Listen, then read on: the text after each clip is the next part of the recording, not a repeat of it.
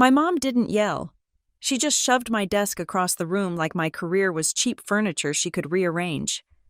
My brother stood there smiling, measuring the wall for his studio while my monitors flickered.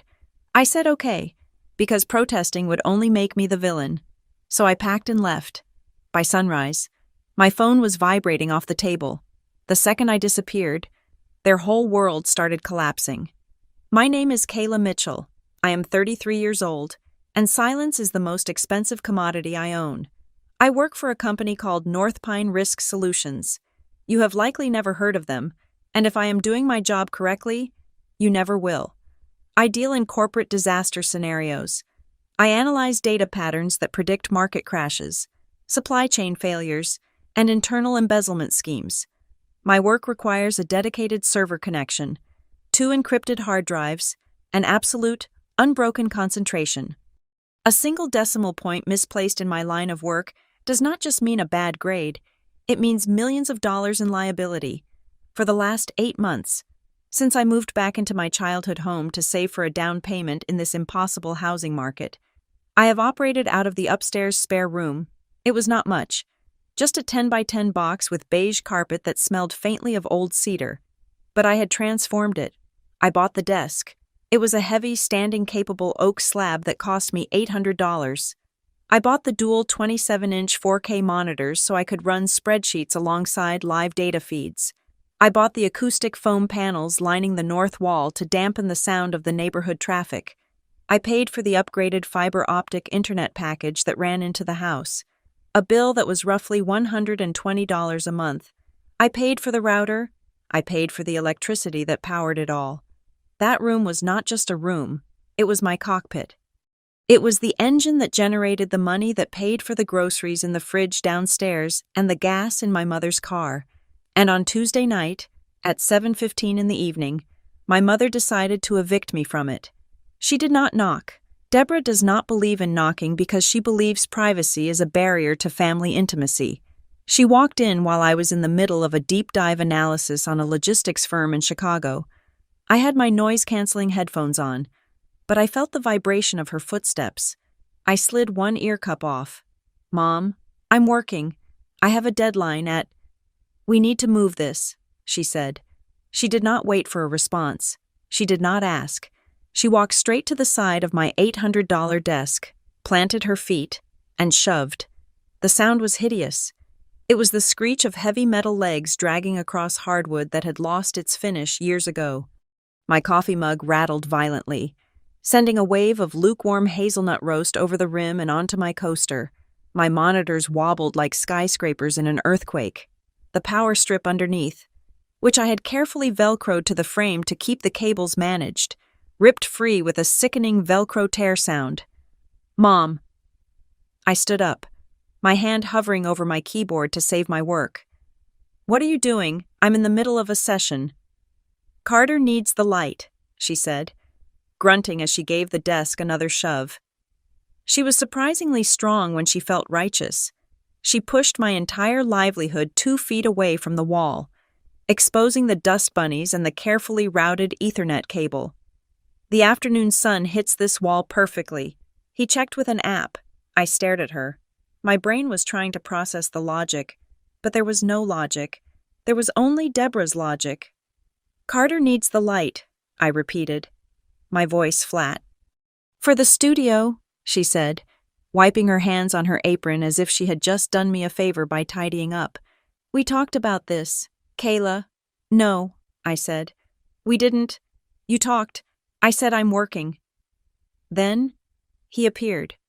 Carter leaned against the doorframe. My younger brother, 26 years old. He was wearing a beanie indoors, despite it being 72 degrees in the house. He held a tape measure in one hand and his phone in the other. Filming the room. Filming my room. He didn't look at me.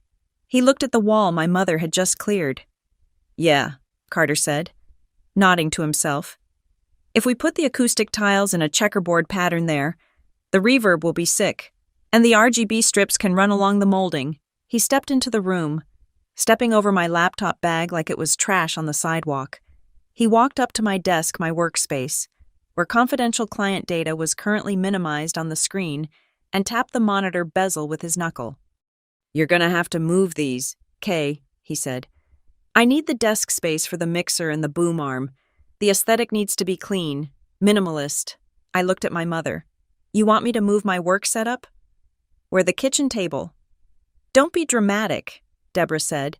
She began unhooking my calendar from the wall, the whiteboard where I had mapped out the next 3/4 of risk assessments. She erased a week's worth of deadlines with the swipe of her thumb. "The kitchen is too high traffic. Carter needs quiet for recording." "I need quiet," I said, my voice rising just a fraction. "I have client meetings. I handle sensitive financial data. I cannot work in a common area." Carter let out a sigh, the kind of sound a teenager makes when asked to take out the garbage. He turned his phone camera toward me, and for a second, I panicked, wondering if he was live streaming this. "The basement is free," Carter said. He gestured vaguely toward the floor. "It's underground, so the sound isolation is actually better. Natural soundproofing. Plus, you don't need natural light for spreadsheets, right? It's just numbers."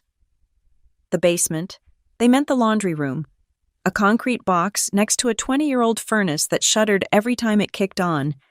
A room with one flickering fluorescent bulb and a ceiling height of 6 feet.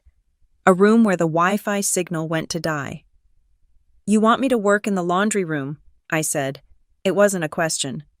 "It's a home office suite," Deborah corrected me, using that tone she uses when she is trying to rewrite reality. "We can put a rug down. It will be cozy. Carter is launching his podcast next week. Kayla, this is his big break. He has 300 followers on TikTok already. He needs a professional environment." I looked at the monitors. The calendar notification blinked in the corner of the right screen. "Meeting with VP of Operations, 8:00 a.m. tomorrow." I looked at Carter. He was already peeling a strip of adhesive off a box of LED lights he had brought in. He hadn't bought those lights. I knew he hadn't. I paid the credit card bill last week. I recognized the charge from Amazon. $50 for lighting equipment.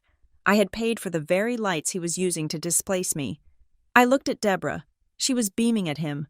She looked at him with a hunger, a desperate need for him to be the special one, the creative genius who just needed a little push. She looked at me, and she saw a utility bill. She saw a checking account. She saw a piece of furniture that could be shoved into the basement to make room for the art.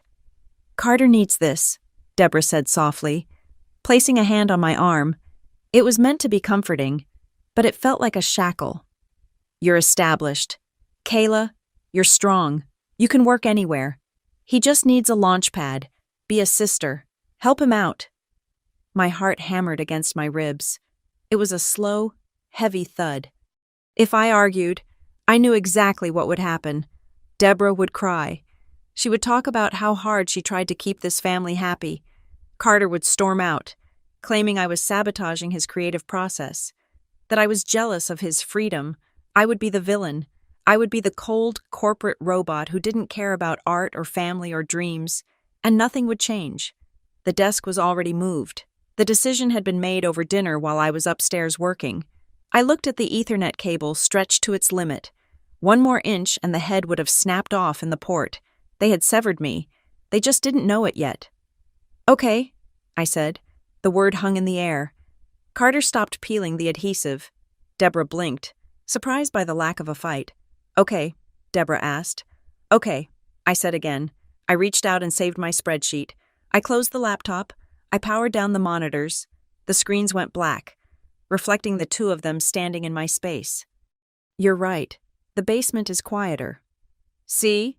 Carter grinned, clapping his hands together. "I told you she'd get it. Thanks, Kay. You won't regret this. When I'm sponsored by energy drink companies, I'll buy you a new, whatever it is you do." "Yeah," I said. "Sure." I unplugged the surge protector. I began coiling the thick power cables. I didn't unplug the monitors or the heavy equipment yet. I just took my laptop, my external encrypted hard drive, and my physical notebook. "I'll move the big stuff tomorrow," I lied.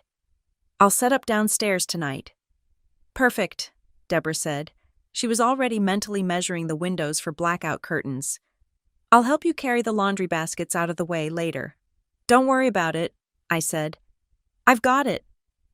I walked out of the room. I walked down the hallway, past the family photos where Carter was always in the center, and I was always slightly out of focus or holding the bags. I walked into my bedroom, the small guest room I slept in, and I closed the door. I turned the lock. The click sounded like a gunshot in the quiet house. I did not go to the basement. I did not move laundry baskets. I sat on the edge of my bed and opened my laptop.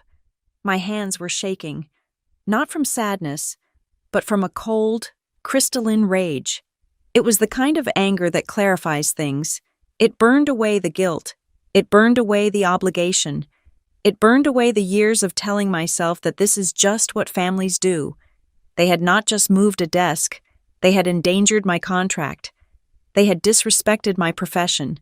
They had taken the roof I paid for and told me I belonged in the foundation. I opened my backpack. I packed my passport. I packed my birth certificate. I packed the Social Security card I kept in the fireproof lockbox under the bed. I packed the backup drive containing 5 years of tax returns. I looked around the room. I didn't need the clothes in the closet. I didn't need the old books. I needed the tech, and I needed the documents. Everything else was just stuff. I opened a new incognito window on my browser. I didn't want the history to sync to the family iPad downstairs. I typed in furnished rentals, immediate move-in. I had looked at these apps 100 times in the last 6 months. I had countless saved searches for apartments in the city, nice places with floor-to-ceiling windows and security concierges. I had never clicked apply because of the guilt, because Deborah would say I was abandoning her, because Carter would say I was too good for them, because I was saving money to help the family. I looked at the price of a studio apartment in the Westbridge district. $2,400 a month. It was expensive. It was steep. But then I thought about the basement. I thought about the damp concrete. I thought about Carter sitting in my chair, adjusting my height settings, speaking into a microphone I bought, under lights I paid for, talking about how hard his hustle was. I clicked apply now. I filled out the forms with a speed that came from muscle memory. I uploaded my proof of income, my very substantial proof of income that my family seemed to think appeared by magic. Credit check approved. Security deposit required $2,400. First month's rent required $2,400. $4,800. I transferred the money from my savings account, the account Deborah thought was empty because I told her things were tight last month, so I wouldn't have to buy Carter a new gaming console. Transaction complete. Key code will be emailed upon arrival. I sat back. The digital clock on my nightstand read 10:45 p.m. Downstairs, I could hear the muffled sound of voices. They were laughing. Carter was probably explaining his vision for the studio. Deborah was probably making him a sandwich. They were happy. They had won. They had reclaimed the space. They had put Kayla back in her box. I zipped up my backpack. It was heavy, dense with the weight of my real life. I laid down on the bed, fully dressed. I wasn't going to sleep. I was waiting for the sun. I was waiting for the silence to be absolute. I wasn't just moving out. I was disappearing. And when the sun came up, and the internet bill that was in my name didn't get paid, and the fridge didn't magically restock itself, and the studio went dark because the power was in my name too, they would realize that the furniture they just shoved into the basement was the only thing holding the house up. I closed my eyes and listened to the house settle. Okay, I thought. You want the room? You can have the room. You can have the whole damn house. Lying in the dark, waiting for the sun to rise, gives you a lot of time to think about how you got there. You do not end up locked in your childhood bedroom at 33, plotting a tactical retreat from your own family. Because of one bad night, you end up there because of 1,000 small cuts that you pretended did not bleed. I stared at the ceiling fan, a fixture that had been wobbling since 1999, and I thought about the architecture of my family. It was built on a very specific foundation. I was the load-bearing wall, and Carter was the decoration. It started when we were kids. It was subtle. The way erosion is subtle until the cliff face falls off. I was the easy child. I was the one who did my homework without being asked. I was the one who packed my own lunch because Deborah was too tired. I was the one who understood that money was finite. I remember the day I got my full scholarship letter for university. It was a state school, sensible, with a good economics program. I had worked for 4 years to get those grades, staying up until 2 in the morning, terrified of being average. I put the letter on the kitchen counter. Deborah came home, read it, and smiled. She said, "That is good. Kayla, that is one less thing for me to worry about." That was it. I was a problem solved. I was a bill that did not need to be paid. 2 days later, Carter, who was 15 at the time, drew a charcoal sketch of the neighbor's dog. It was decent, not great, but decent. Deborah framed it. She hung it in the hallway. She posted it on Facebook with a caption that read, "My son's soul is so deep. He sees the world differently. We have a true artist in the house." She took him out for ice cream to celebrate his vision. I stayed home and filled out my student loan paperwork for the costs the scholarship did not cover. I did not hate him for it then. I just accepted the roles. I was the sturdy oak. He was the orchid. Oaks do not need watering. Orchids die if the room is 2 degrees too cold. The real trouble started 8 months ago. I moved back home because the economy felt like it was trying to strangle me. My rent in the city had gone up by 40% in a single year. I was making good money at North Pine, but I was watching my savings stagnate. I made a logical, calculated decision. I would move back into the empty nest, pay Deborah a modest rent which would help her, since Dad had been gone for years, and I would save for a down payment on a condo. It was supposed to be a symbiotic arrangement. 6 months, maybe a year, a business transaction between adults who loved each other. But the moment I carried my boxes over the threshold, the dynamic shifted. I reverted to being the daughter, and they reverted to being the dependents. It began with the utilities. The first month I was back. The electricity bill was high. It was July, and the air conditioning was running hard. Deborah sighed loudly while looking at the paper bill on the counter. She rubbed her temples. She talked about how her part-time job at the library did not pay enough to cover the surge pricing. "I'll get this one," I said. It was $240. I paid it without blinking. It felt like the right thing to do. I was living there, after all. But the next month, the bill came, and she just left it on my placemat at the dinner table. She did not ask. She just placed it there, like it was my homework. Then it was the internet. The Wi-Fi was slow, and Carter was complaining about lag while he was gaming. He threw a controller at the wall one night because his connection dropped. Deborah looked at me with those pleading eyes. "You need good internet for work, right?" she asked. So, I upgraded the plan. I put it on my auto-pay, $120 a month. Carter stopped screaming at the television, so I told myself it was the price of peace. Then it was the streaming services. I came downstairs one evening to find Carter trying to log into HBO. "We don't have this," he asked, looking at me like I had failed to stock the fridge with milk. "I have an account," I said. "I'll log you in." A week later, I got a notification that my password had been changed. Then I saw a charge for the premium family plan. Carter had upgraded it. When I asked him, he shrugged and said, "I needed the 4K resolution for research. Filmmakers need to see the details." K. He wasn't a filmmaker. He was a guy who watched movies until 3 in the morning. It snowballed. It wasn't just bills. It was a lifestyle subsidy. Deborah stopped buying groceries. Or rather, she stopped buying the real groceries.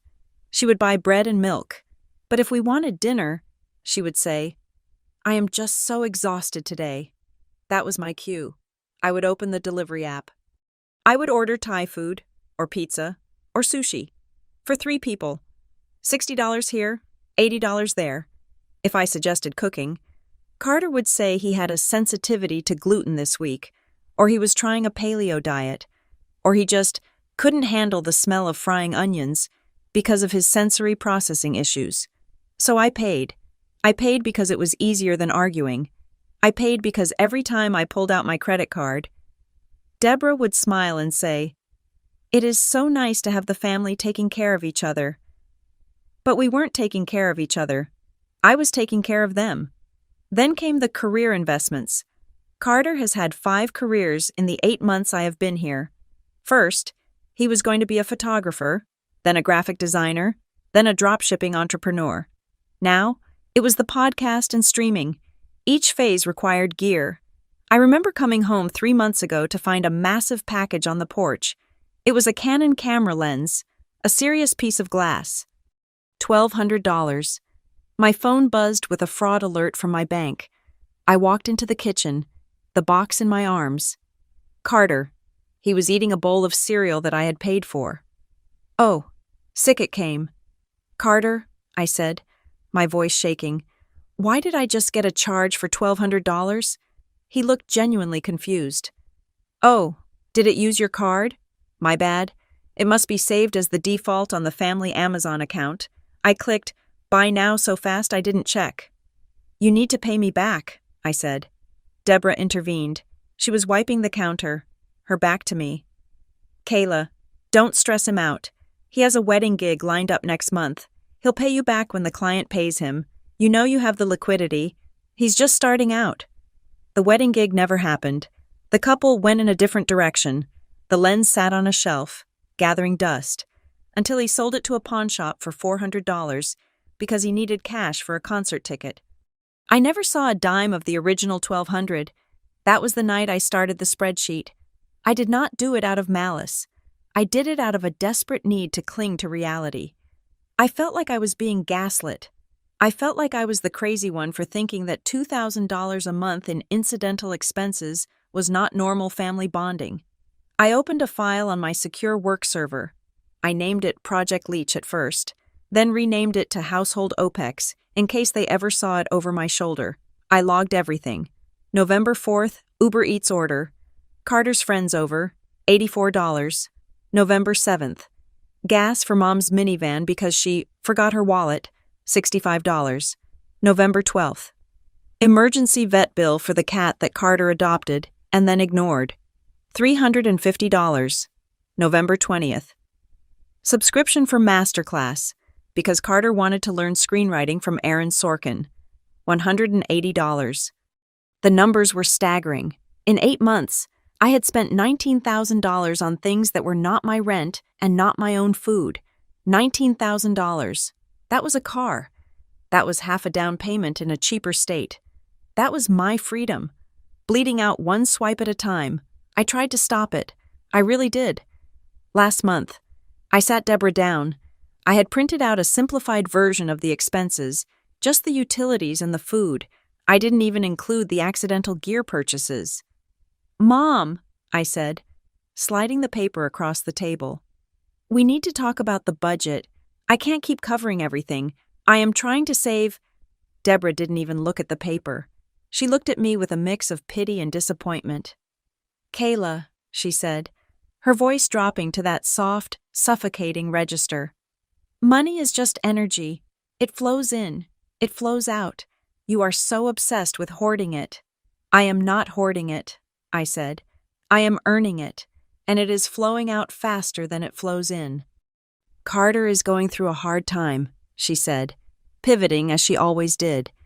He is trying to find his voice. The world is so hard for sensitive men right now. He gets overwhelmed. You are different. She reached out and squeezed my hand. Her palm was warm, but it felt cold. You are strong, Kayla, she said. You have always been the strong one. You can handle the pressure. He can't. If we don't support him, who will? Do you want him to fail? I don't want him to fail, I said. I want him to pay for his own Spotify premium. It's $10, she scoffed, pulling her hand away. God, you sound just like your father.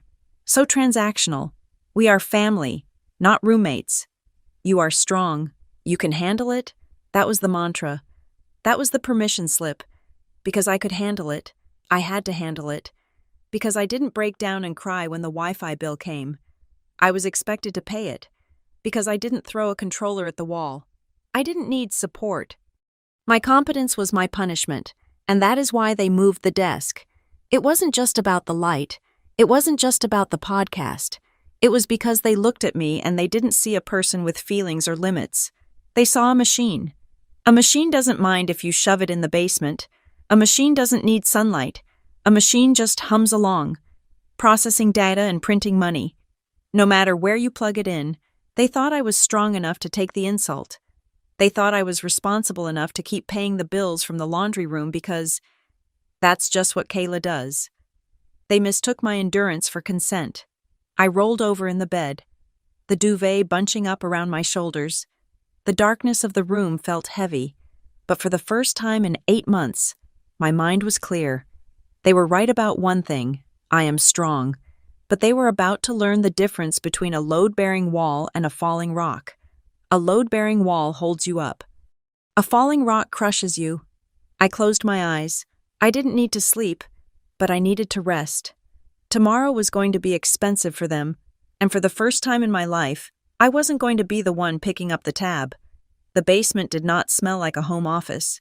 It smelled of Tide detergent, damp concrete, and the distinct metallic scent of a furnace that had not been serviced in a decade.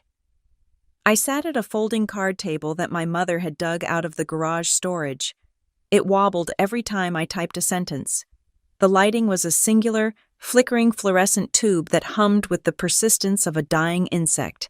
It cast a sickly green pallor over everything, making my skin look jaundiced on the webcam feed. It was 7:45 in the morning. My meeting with the vice president of operations for a major logistics firm was scheduled for 8 o'clock sharp. I stared at the Wi-Fi signal indicator in the bottom right corner of my laptop screen. It was 1 bar. One single, curved line that blinked in and out of existence like a distress signal. "Come on," I whispered. My voice sounded hollow, bouncing off the cinder block walls. I had run a speed test 10 minutes ago. The download speed was 3 megabits per second. The upload speed was non-existent.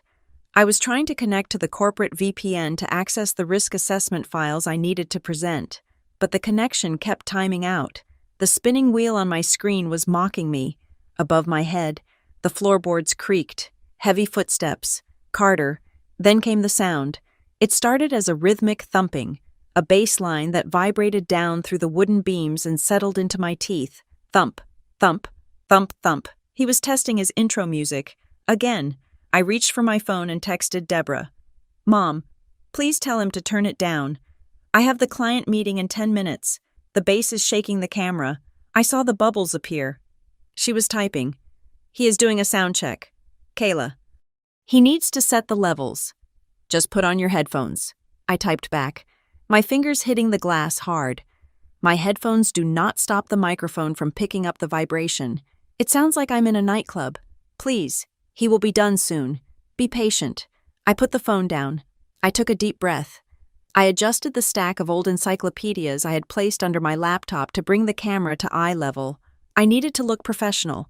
I needed to look like I was in control of billions of dollars of risk capital, not like a woman hiding in a laundry room next to a pile of dirty towels. At 7:58, the bass stopped. Thank God. I connected to the Zoom call. The video quality was grainier than usual, pixelated and lagging, but the audio seemed stable. Mr. Henderson appeared on the screen, sitting in a glass-walled office in Manhattan, looking sharp and impatient. "Good morning, Kayla," he said. His voice was crisp. "Let's dive right into the supply chain vulnerabilities in the Southeast region." "Good morning, Mr. Henderson," I said. I forced a smile. "Absolutely. Let me share my screen." I clicked the share button. The little wheel spun and spun. "Just a moment," I said, my stomach tightening. "The connection is a little slow this morning." "We are on a tight schedule. Kayla," he said, checking his watch. Suddenly, the door at the top of the basement stairs opened. "Mom, have you seen the adapter?"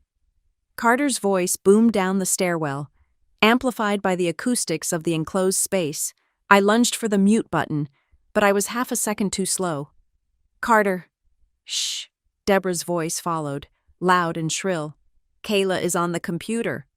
"I just need the adapter," Carter yelled back. "The stream starts in an hour, on my screen." Mr. Henderson frowned. Is everything all right there? It sounds like a domestic dispute. My apologies, I said, my face burning with a heat that had nothing to do with the furnace. I am working from a temporary location today due to some structural repairs in my main office. Right, he said. He didn't believe me. Can we proceed? I finally got the spreadsheet to load. I was 5 minutes into the presentation, explaining a critical failure point in their trucking routes, when the washing machine to my left kicked into its spin cycle. It sounded like a jet engine taking off inside a tin can. The card table began to vibrate. The encyclopedias shifted.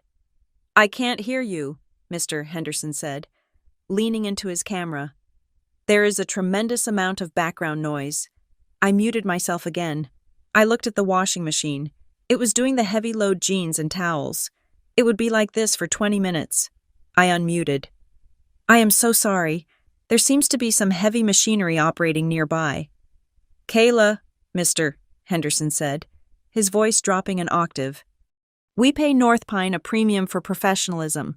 I cannot make decisions on 8-figure contracts when I can't hear the analyst. Let's reschedule this for when you are in a suitable environment.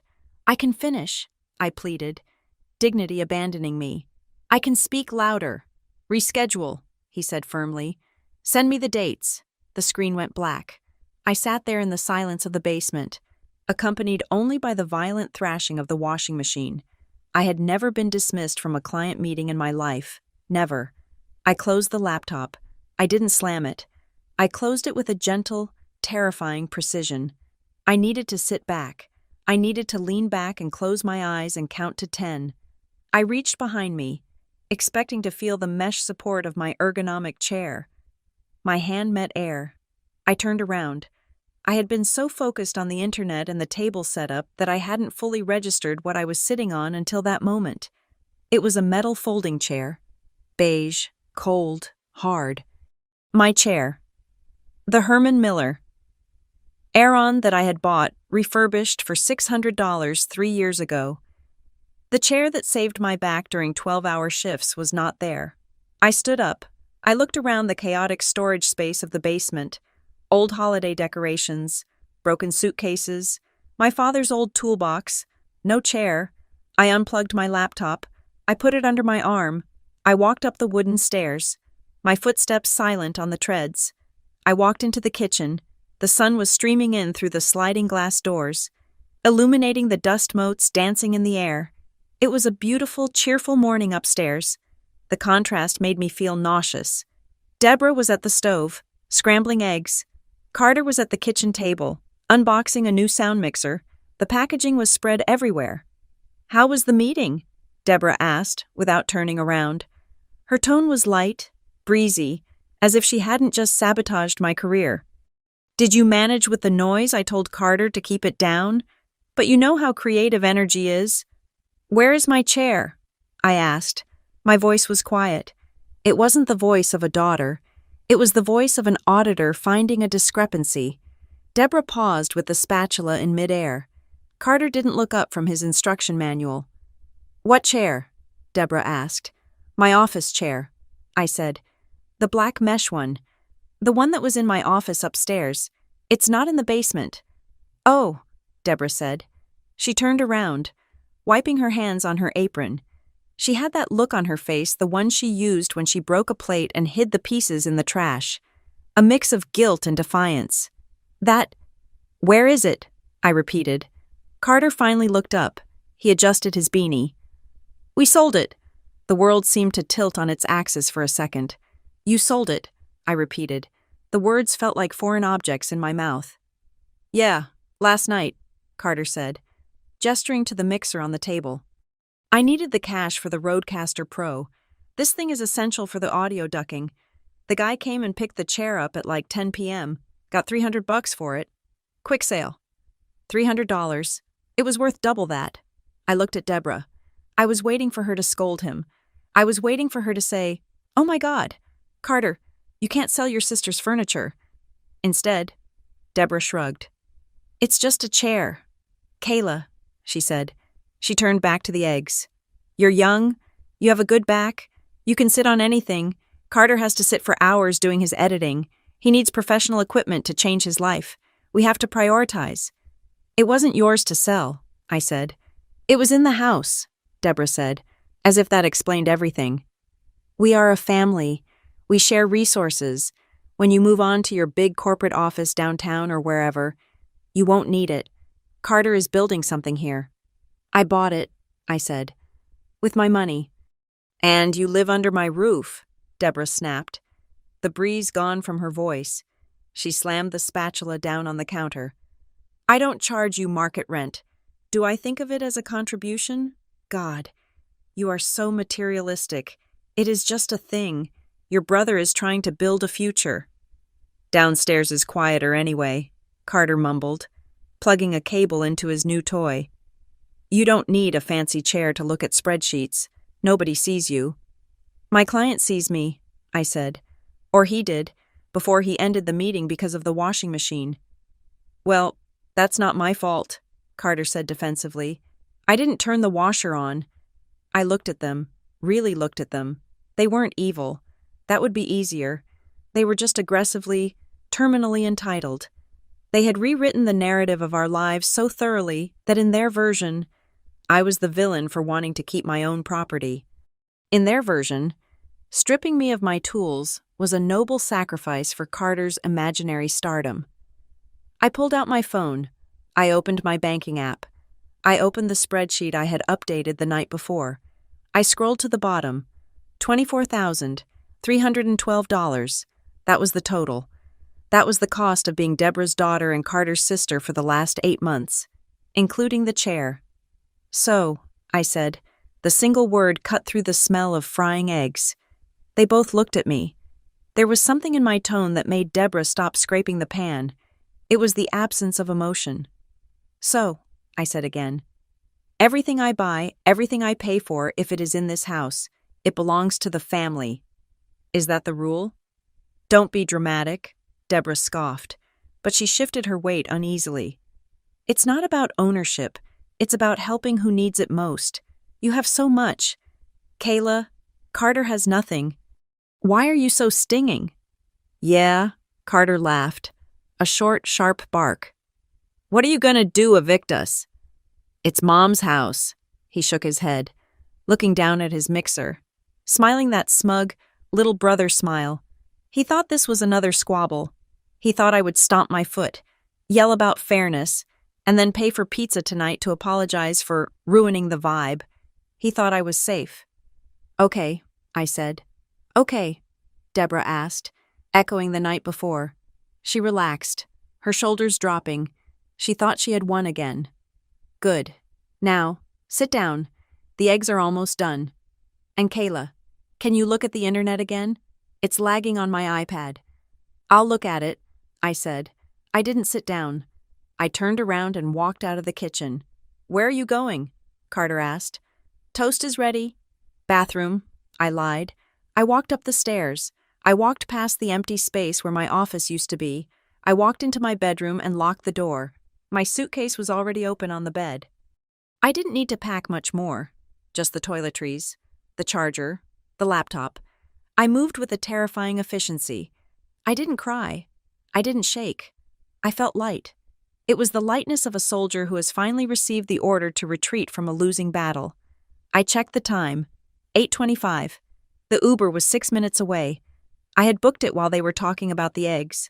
I put on my coat. I put on my shoes. I took the hard drive. I looked at the room one last time. I looked at the bed I had slept in as a child. The walls I had stared at while dreaming of a life where I mattered. I wasn't leaving them because of the money. I could make more money. I was leaving them because they had looked me in the eye and told me that my comfort, my career, and my property were less important than their whims. They had told me I was fuel, not family. I grabbed the handle of my suitcase. I grabbed my backpack. I didn't write a note. I didn't leave cash on the dresser. I opened the window. It was on the ground floor of the split level, facing the back alley. I didn't want to walk through the kitchen. I didn't want to hear Deborah ask me to fix the Wi-Fi one last time. I dropped the bag out the window into the bushes. I climbed out after it.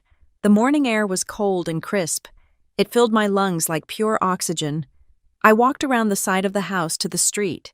The black sedan pulled up to the curb just as I reached the sidewalk. I got in. "Airport?" the driver asked. "No," I said, looking back at the house. The kitchen window was glowing with warm light. They were eating those eggs. They were waiting for me to come back down and fix the router. They were waiting for the goose to lay another golden egg. "Westbridge," I said. 112 Oak Street. The driver nodded and pulled away. I watched the house shrink in the rearview mirror until it was just a small, insignificant dot.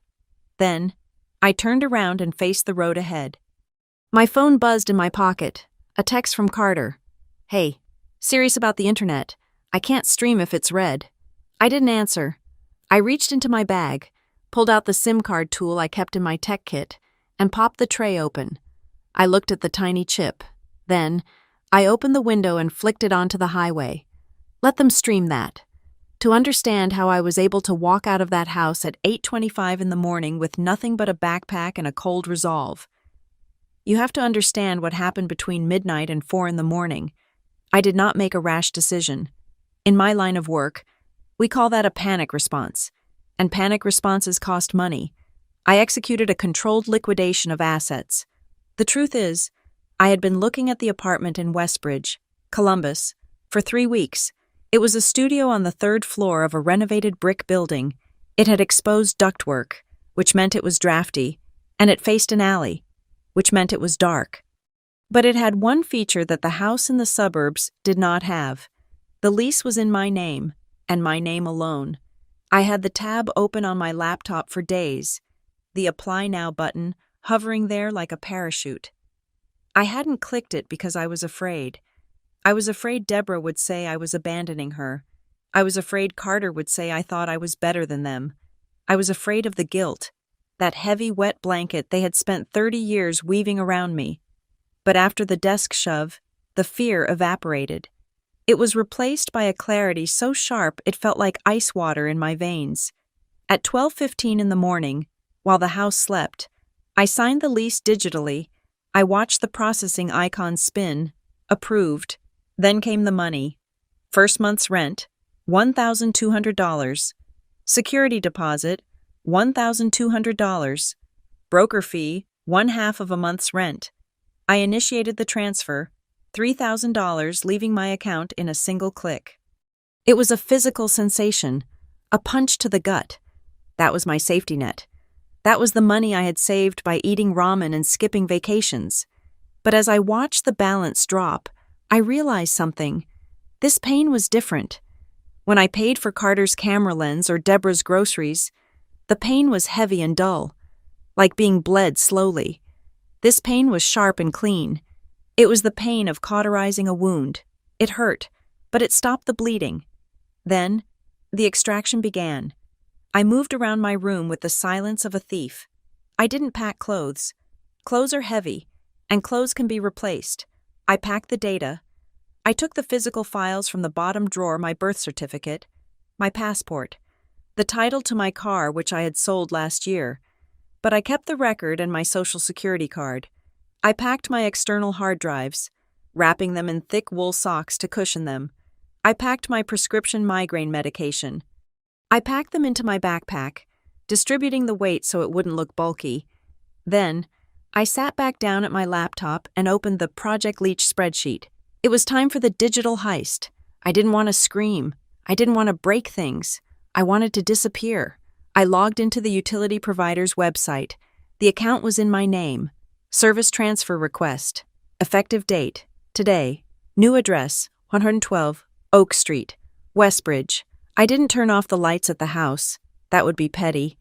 I simply removed my billing information and transferred the service responsibilities.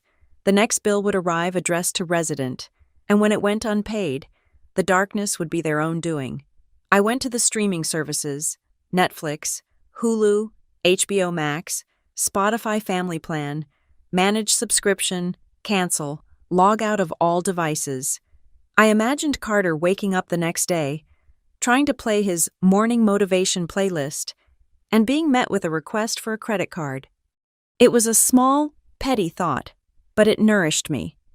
Then, I went to Amazon. This was the big one. My card was the default payment method. It had been for years because it was easier. I deleted the card. I deleted the backup card. I enabled two-factor authentication, linking it to an authenticator app on my phone, not my phone number, so they couldn't use the forgot password text message to get back in. I was about to close the tab when I saw it. A new email in my promotions folder that I usually ignored. It had come in at 4:30 that afternoon. Confirmation of your payment plan with Affirm. I frowned. I hadn't bought anything on an installment plan. I paid for everything up front. Debt makes me itchy. I opened the email. Thank you for your purchase from Sweetwater Sound. Item Rodecaster Pro 2. Integrated audio production studio. Total financed $700. Monthly payment $58 for 12 months. I clicked the details. The billing address was the house. The name on the loan was Kayla Mitchell. I stopped breathing for a moment. Carter hadn't just used my card to buy the mixer. He had used my social security number, which he must have found in my tax documents downstairs, to open a line of credit in my name. He had signed a legal contract pretending to be me because he knew I wouldn't approve a $700 purchase, but he figured I wouldn't notice $50 a month slipping out of my account. He didn't just steal my money, he stole my identity. I didn't scream. I didn't run downstairs and shake him awake. That would give him a chance to talk, to whine, to say he didn't understand how credit worked. I took a screenshot of the email. I took a screenshot of the loan agreement. I saved them to 3 different cloud servers. This was no longer a family dispute. This was evidence. I looked at the clock. It was 3:45 in the morning. I stood up and walked to the window. The street outside was dead silent, the suburban dream, quiet and peaceful. Inside, the house was rotting. I zipped up my backpack. It contained my life. Everything else in this room, the bed, the dresser, the old posters was just a set piece for a play I was no longer starring in. I unlocked the bedroom door and crept out into the hallway. The floorboards were treacherous, but I knew every squeak. I had learned to walk silently in this house years ago so I wouldn't wake Deborah and be asked to do a chore. I went to the top of the stairs. I could hear Carter snoring from his room, a rhythmic, carefree sound. He was sleeping the sleep of someone who believes the world owes him a living. I went down to the kitchen. I saw the empty space where my chair had been. I walked to the back door. My hand hovered over the deadbolt. I could leave now. I could walk out into the dark, call the Uber, and be gone before they woke up. But then I thought about the chair. I thought about the mixer. I thought about the installment plan. If I left in the night, they would spin a story. They would say I ran away. They would play the victim. They needed to see me. They needed to see that I wasn't running away from them. I was walking past them. I locked the door again. I went back upstairs. I hid the backpack in the back of the closet, behind my winter coats. I laid down on the bed, fully dressed, my shoes still on. I stared at the ceiling and waited for the sun. I waited for the performance to begin. I was ready. The accounts were closed. The lease was signed. The evidence was secured. The heist was already over. They just didn't know they had been robbed of their victim yet. The first morning in the studio apartment was defined not by what was there, but by what was missing. There was no smell of stale bacon grease drifting up from the kitchen. There was no thumping bass line vibrating through the floorboards. There was no passive-aggressive sighing from the hallway. There was only the pale, gray light of an Ohio morning filtering through the large industrial window, illuminating the dust motes dancing over the empty hardwood floor. I sat on the floor with my back against the brick wall. I had stopped at a convenience store on the way in and bought a large black coffee and a bagel. The coffee was bitter, scalding, and cheap. It was the best cup of coffee I'd ever tasted.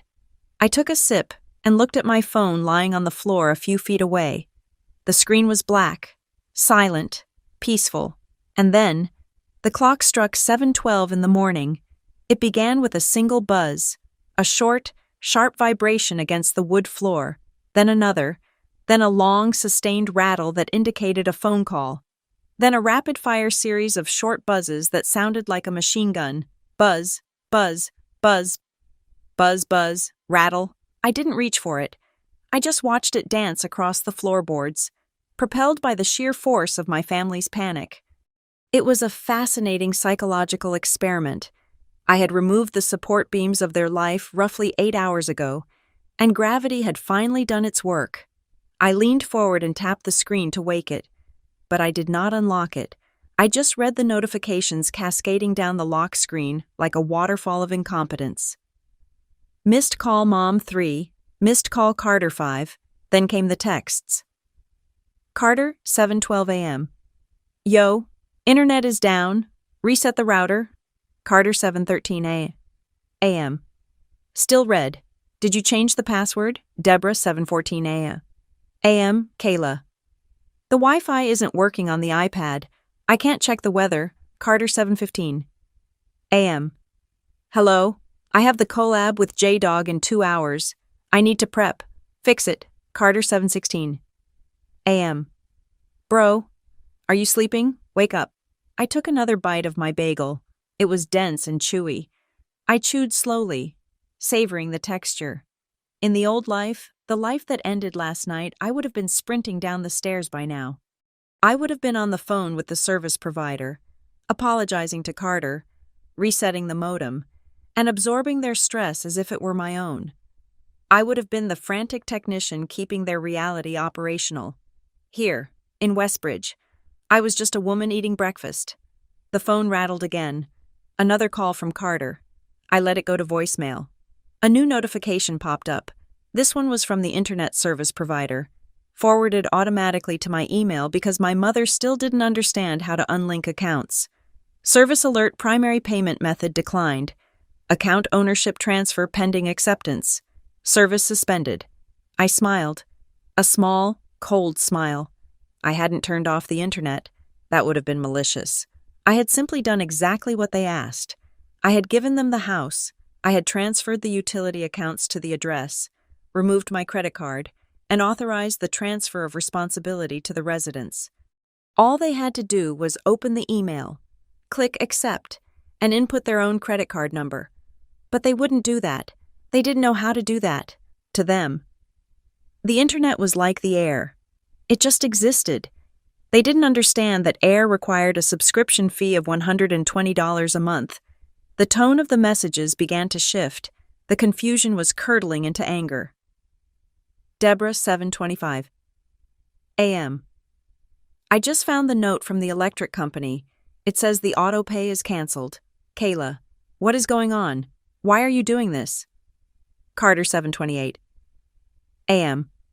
WTF, my login for Adobe isn't working. It says subscription expired. I have a project file locked in there. Carter, 7:30 a.m. Pick up the phone. I finished my coffee.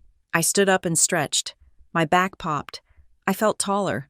I walked over to the window and looked down at the alley. A garbage truck was lifting a dumpster. The hydraulic whine was loud, but it was honest noise. It was the sound of work being done, not the sound of energy being sucked away. I decided to listen to the voicemails. I put the phone on speaker and set it on the windowsill. First voicemail. Deborah, 7:18 a.m. Kayla, it's Mom. I don't know what you touched before you went to work, but the house is offline. Carter is freaking out.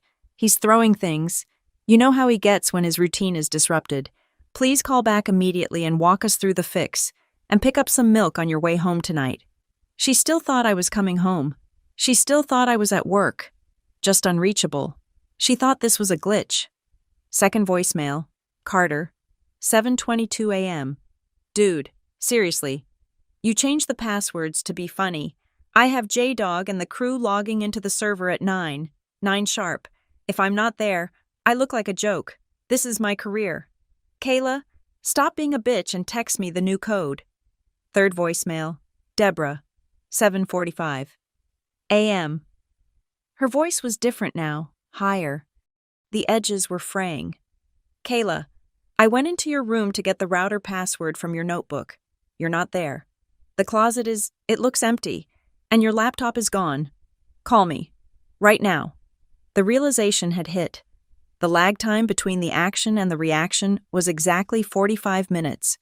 I looked at the time. It was almost 8 o'clock. I had taken the day off from North Pine Risk Solutions. I had told them I was moving. They had been supportive. They sent me a $50 gift card for a home improvement store. My boss treated me better than the people who shared my DNA. I finally typed a response. I didn't send it to the group chat. I sent it to Deborah. I moved out. The utilities are transferred to the house address. You just need to put in your card information to turn them back on. I hit send. The response was immediate. The phone lit up like a flare. Deborah. You moved out without telling us. How could you, Deborah? We are a family. You don't just leave. Deborah. Who is going to pay the arrears? The email says there is a balance due. I ignored that. Of course there was a balance. I had paid up to yesterday. The new cycle started today. Then came the emotional pivot. The classic Deborah maneuver. Deborah. I can't believe you are this selfish. Carter is crying. He is literally on the floor having a panic attack because he can't do his show. You are ruining his life over a chair. Is this about the chair? I laughed out loud. The sound startled me. It bounced off the empty walls. It wasn't about the chair. It was about the fact that she thought it could be about the chair. It was about the fact that she reduced a decade of financial exploitation down to a single piece of furniture. Carter. You owe me for this lost revenue. If I miss this stream, I lose the sponsorship. That's $500. Kayla. You're paying me that. I typed back to Carter. No. Just 2 letters. No explanation. No apology. No. I'm sorry. But, Carter. What do you mean? No. You sabotaged me. Kayla, I didn't sabotage you. I just stopped subsidizing you. If your business model relies on me paying for your internet, your software, and your electricity, then you don't have a business. You have a hobby that I'm tired of funding. It was the most honest thing I had ever said to him. My phone rang again. It was a number I didn't recognize. I hesitated, then answered. Hello. Is this Kayla Mitchell? A robotic voice. This is the Fraud Prevention Department of Chase Bank. We are calling to verify some unusual activity on a card ending in 4492. That wasn't my main card. That was the authorized user card I had given Deborah for groceries only 2 years ago. I had locked it last night via the app. Speaking, I said. We show a declined transaction for $350 at Pro Audio Warehouse attempted at 7:55 a.m. Was this you? I closed my eyes and shook my head. Carter. He must have stolen Mom's wallet the second the internet went down, trying to buy a mobile hotspot or new gear to salvage his stream, thinking her card would still work. No, I said clearly. That was not me. I did not authorize that charge. Thank you. We will keep the card locked and issue a new one to the primary address on file. Actually, I said, please cancel the card entirely and remove that authorized user. Done. Have a nice day. Ms. Mitchell? I hung up. The texts were coming in faster now. A slurry of desperation and venom. Deborah. The card didn't work. Carter needs equipment to stream from the library. Why is the card declined? Deborah Kayla. Pick up, I am your mother, Carter. I'm going to tell everyone what you did. I'm going to post it. I'm going to tell them you abused us and stole our money and left us to rot. I watched the threat roll in. It should have terrified me.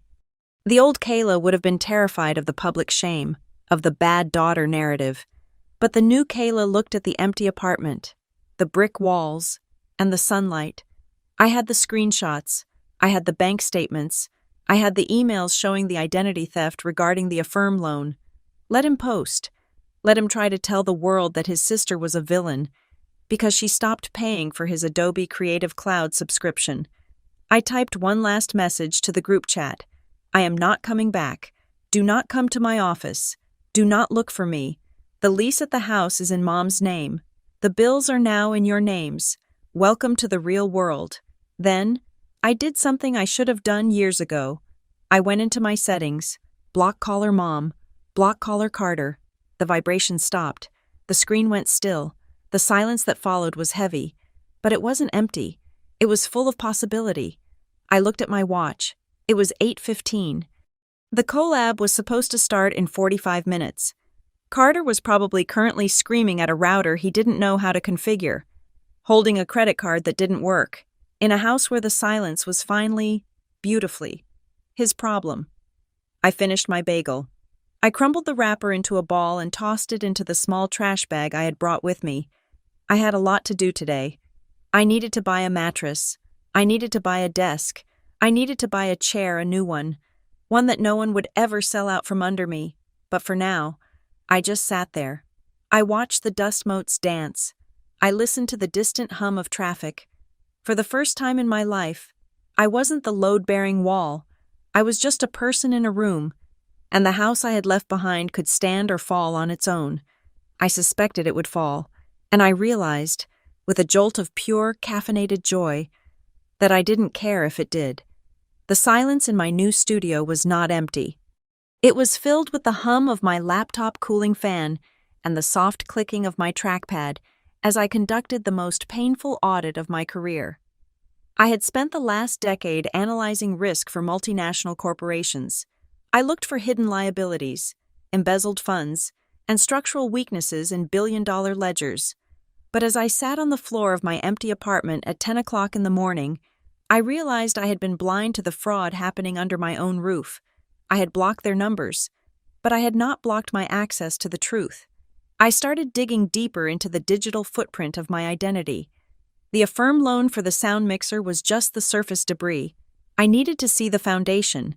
I logged into my email account, the old Yahoo address I had used since high school, the one Deborah had the password to because she claimed she needed it to check family flight itineraries years ago. I had changed the password last night, but I went into the trash folder and the archived folders. That is where I found the leeches. They were small charges, microtransactions that I had missed because they were buried under the noise of my daily life. I found a confirmation email for a subscription to a premium meditation app called Serenity Now. It was $14 a month. The account was registered to Deborah's email address, but the payment method was my phone carrier billing. She had linked the subscription to my mobile number. I checked my phone bill history. There it was. Every month for the last 2 years. $14. Then I found a food delivery membership. $10 a month. Registered to Carter's gaming handle. Then a premium cable add-on for the sports package. $25 a month. I pulled up a fresh spreadsheet. I wasn't tracking one-time purchases anymore. I was tracking the bleed. $14 here, $10 there. $25 there. It added up to nearly $50 a month, siphoned off in amounts small enough that I wouldn't trigger a fraud alert, but consistent enough to cost me $600 a year. I felt a coldness spread through my chest. It wasn't the money, it was the intimacy of the theft. They hadn't just stolen my credit card, they had woven their parasites into the infrastructure of my digital life. But the real blow came when I decided to check my credit report directly. I logged into Experian. I paid the one-time fee for a full report. I scanned the open accounts section. There was the mortgage on the house, Deborah's name. Thank God. There were my student loans paid off. There was the Affirm loan for the mixer opened 4 days ago. $700. And then, my heart stopped. There was another one. Creditor Synchrony Bank. Sweetwater Sound. Date opened February 14th of this year. Original balance, $2,400. Current balance, $1,800. Status, current. February 14th, Valentine's Day. I remembered that day. I remembered it vividly. I had come home from work early to surprise them with dinner. Deborah had been crying in the kitchen because the heating bill was high. I had hugged her. I had transferred $500 to her account to help out. Carter had been in his room, working on a project. On the same day I gave them $500 out of pity. One of them had used my social security number to finance a $2,400 camera lens. I grabbed my phone. My hands were shaking, not with fear, but with the adrenaline of a detective who has just found the murder weapon. I called the customer service number for Synchrony Bank. "Thank you for calling," the automated voice said. "Please enter your social security number." I entered it. "I see you have 2 active accounts," the representative said when she finally came on the line. Her name was Brenda. She sounded tired. "2," I repeated.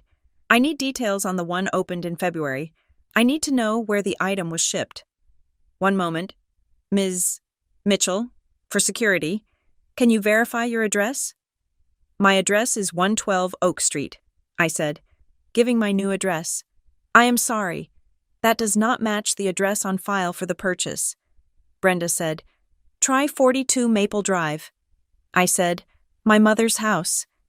Yes, that matches. The item, a Sony G Master lens, was shipped to that address on February 16th. It was signed for by, she typed for a moment, a C. Mitchell. Carter. And how was this account authorized? I asked. I did not sign any paperwork. It was an online application, Brenda explained. It was verified via a one-time passcode sent to the mobile number ending in 4492. My mother's phone. The phone I paid for. The phone I was the account holder for. Deborah had received the text code. Deborah had given it to Carter. Or maybe Deborah had applied for it herself. Thank you, Brenda, I said. Please freeze this account immediately for fraud investigation. If you do that, it will impact the credit score associated with. Freeze it, I said, and mark it as identity theft. I hung up. I sat there for a long time. The sun was moving across the floorboards. They hadn't just pushed my desk. They hadn't just sold my chair. They had been structurally dismantling my financial future for months. They were building a studio on the foundation of my credit score. I looked at my phone. It was still on Do Not Disturb, but I could see the missed call counter ticking up. I needed to hear them. I needed to verify the timeline. I unblocked Deborah's number, almost immediately. The phone rang. I answered. I didn't say hello. I just listened. Kayla. Deborah's voice was breathless. She sounded small, fragile. It was the voice she used when she wanted me to feel like a bully. Oh, thank God. I have been so worried. I thought something happened to you. I am fine, I said. Baby, come home, she said. Please, this is ridiculous. We can't fight like this. Your family. I made your favorite lasagna for lunch. Just come home and we can talk about the boundaries you want. It was so tempting. The offer of lasagna, the promise of talk, the illusion that we could just reset the board. I found the loan. Mom, I said. There was a silence on the other end, a sharp intake of breath. What loan? She asked. Her voice was too high. I don't know what you mean. The lens, I said. February 14th, $2,400. You got the text code on your phone. Mom, I just spoke to the bank. Carter told me it was a student discount code, she blurted out. The lie crumbled instantly. He said he just needed a code to get the education pricing. I didn't know it was a credit card. You didn't read the text that said, your credit application is pending, I asked. I don't read every text. Kayla, I am an old woman. I trust my children. Then, the pivot. The mask slipped. Look, we can sort out the money later, she said, her voice hardening. But right now, you need to turn the internet back on. Carter has a contract. If he misses this upload, he gets sued. Do you want your brother to get sued? He isn't going to get sued, I said. He is going to get dropped. There is a difference. You are being vindictive, she snapped. Just log in and pay the bill. We will pay you back next week when my pension comes in. Your pension is $800, I said. The internet arrears are $300. The electric is $200. The affirm payment is $58. The synchrony payment is $100. Do the math. Mom? I don't care about the math, she screamed. I care about this family. I hung up. My phone pinged. A text from Carter. Bro, I'm sorry about the chair. And the other stuff. I was gonna pay it off when the channel blew up. Serious. Just help me get online today. I'll sign whatever. Just don't kill my dream 'cause you're mad. Help me today. Figure it out later. That was the family motto. That was the trap. Later never came. Later was a mythical place where debts were paid and apologies were real. I opened my laptop. I created a new tab in my spreadsheet. I named it The Timeline of Betrayal. I started cross-referencing. February 14th. Event Carter buys $2,400 lens in my name. Conversation, Deborah tells me. We are broke. Please cover gas. My action transferred $500. March 10th. Event Serenity. Now app renewal, 14. Conversation, Deborah asks why I don't visit more often. Yesterday Event Carter sells my chair $300. Conversation, Carter tells me, downstairs is quieter. It was a map. A map of every time they had looked me in the face and lied while reaching into my pocket. I needed a second opinion. I needed to make sure I wasn't the crazy one. I called Sarah. Sarah was the senior risk analyst at North Pine. She was 40 years old, divorced twice, and had the emotional sentimentality of a shark. She was my mentor. Mitchell, she answered on the first ring. Why are you calling me on your day off? Did the move go south? The move is done, I said. But the audit is just starting. I told her everything. I told her about the chair, the Affirm loan, the lens, the text codes, the microtransactions. Sarah listened without interrupting. When I finished, the silence on the line was heavy. Kayla, Sarah said. Her voice was low. This isn't family drama. This is a RICO case. I know, I said. You have two options, Sarah said. Option A. You go to the police, you file a report for identity theft. Carter goes to jail. Your mom probably gets named as an accomplice. You never speak to them again. I can't send him to jail, I said. He's an idiot, but I can't be the one who puts him in a cage. Okay, Sarah said. I figured you would say that. That leaves option B. You execute a hostile restructuring, but you cannot do this over the phone, and you cannot do this alone. They want me to come over, I said. Do not go into that house alone, Sarah commanded. They will gang up on you. They will cry. They will guilt trip. They will lock the door. You need leverage, and you need a witness, but since you won't bring a cop, you need a paper shield. A paper shield. Draft a contract, Sarah said. A repayment agreement, a confession of debt, and a release of liability. Make them sign it. If they sign, you turn the lights back on for exactly 30 days to give them a transition window. If they don't sign, you walk, and you file the police report. They won't sign, I said. They will, Sarah said, because right now, you are the only bank in town, and they are insolvent. You have the leverage. Kayla, use it, but treat it like a business meeting. No tears, no yelling, just ink. I hung up. I looked at the empty white walls of my studio. Sarah was right. I couldn't just disappear. If I disappeared now, I was leaving loose ends. I was leaving my credit report vulnerable. I was leaving them with the narrative that I had abandoned them. I needed to close the file. I spent the next 2 hours typing. I didn't write a story. I wrote a legal document. I used the templates from my work database. Acknowledgement of debt. Agreement to assume liability. Termination of financial support.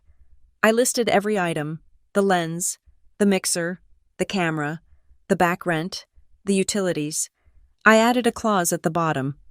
Failure to adhere to this payment schedule will result in the immediate filing of formal police reports regarding the identity theft committed on February 14th and November 20th. It was a plea bargain. I was giving them a chance to plead guilty to me instead of a judge. I printed 2 copies on my portable printer. I put on my blazer. I put on my heels. I didn't dress like a daughter coming over for lasagna. I dressed like an auditor coming for a site visit. I texted Deborah one last time. I am coming over at 4 o'clock. Have Carter there. We are going to sign some papers. If you are not there, or if you start yelling, I leave, and I go straight to the precinct. I looked at the send button. I wasn't doing this to save them. I wasn't doing this to be a good sister. I was doing this to get my name off their ledger. I pressed send. The game was over. It was time to tally the score. I did not go to the house. Going to the house would have been a tactical error. The house was their territory. It was a place of soft cushions, sentimental magnets on the fridge, and the overpowering smell of the potpourri Deborah used to mask the scent of decaying maintenance. In the house, I was a daughter. in a neutral location. I was a counterparty. I texted Deborah, "I will meet you at the Daily Grind on 4th Street. 4 o'clock. Be on time." She replied instantly, "Okay. Honey, can't wait to see you. I'll bring your mail." She thought this was a reconciliation. She thought we were going to share a scone, cry a little, and then I would hand over my credit card information so Carter could upload his video. She thought the glitch was over. I arrived at 3:30. I chose a table in the back corner, far enough from the espresso machine to hear clearly, but visible enough to the rest of the patrons that they wouldn't dare cause a scene. I ordered a black coffee. I opened my laptop. I placed the 2 printed copies of the repayment agreement on the table. Face down, I placed the spreadsheet, printed on 11 by 17 paper for maximum visibility. Next to it, I waited. At 4 o'clock sharp, the door chimed. They walked in. Deborah looked tired, her makeup slightly smeared, wearing a cardigan that was too big for her. She was performing the role of the worried mother for an audience of none. Carter trailed behind her. He was wearing sunglasses indoors and his hoodie pulled up. He looked like a celebrity trying to avoid paparazzi. Despite being a 26-year-old man whose biggest audience was a room full of bots, they spotted me.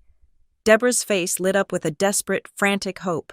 She rushed over, arms open. "Kayla!" she exclaimed, loud enough for the barista to look up.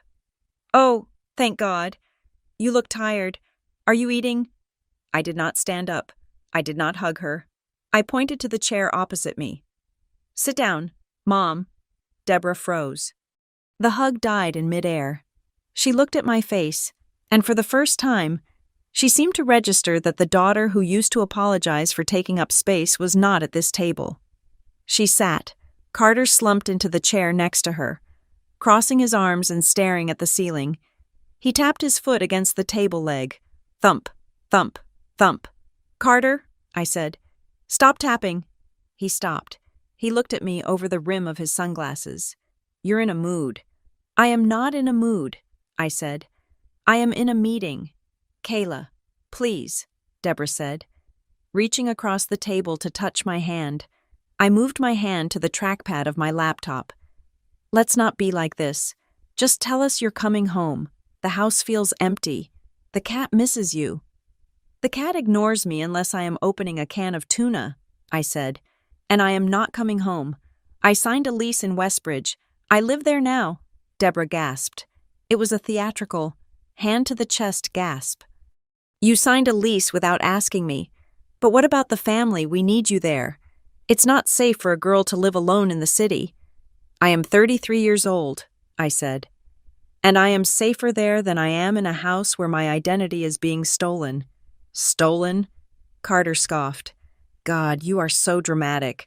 I used a code. I was going to pay it back." "Let's talk about that," I said. I flipped over the spreadsheet. It was a dense grid of numbers, dates, and vendors. I had color-coded it, red for unauthorized purchases, yellow for coerced shared expenses, blue for the loans taken out in my name. "What is this?" Deborah asked, staring at the paper as if it were written in hieroglyphics. "This is the cost of doing business with you," I said. I ran my finger down the first column. "Let's start with the basics, the groceries. You claim we split them, but looking at the receipts from the last 8 months, I paid for 85% of all food brought into the house. That is $3,400. "I buy milk," Deborah protested. "You buy milk," I agreed. "And bread.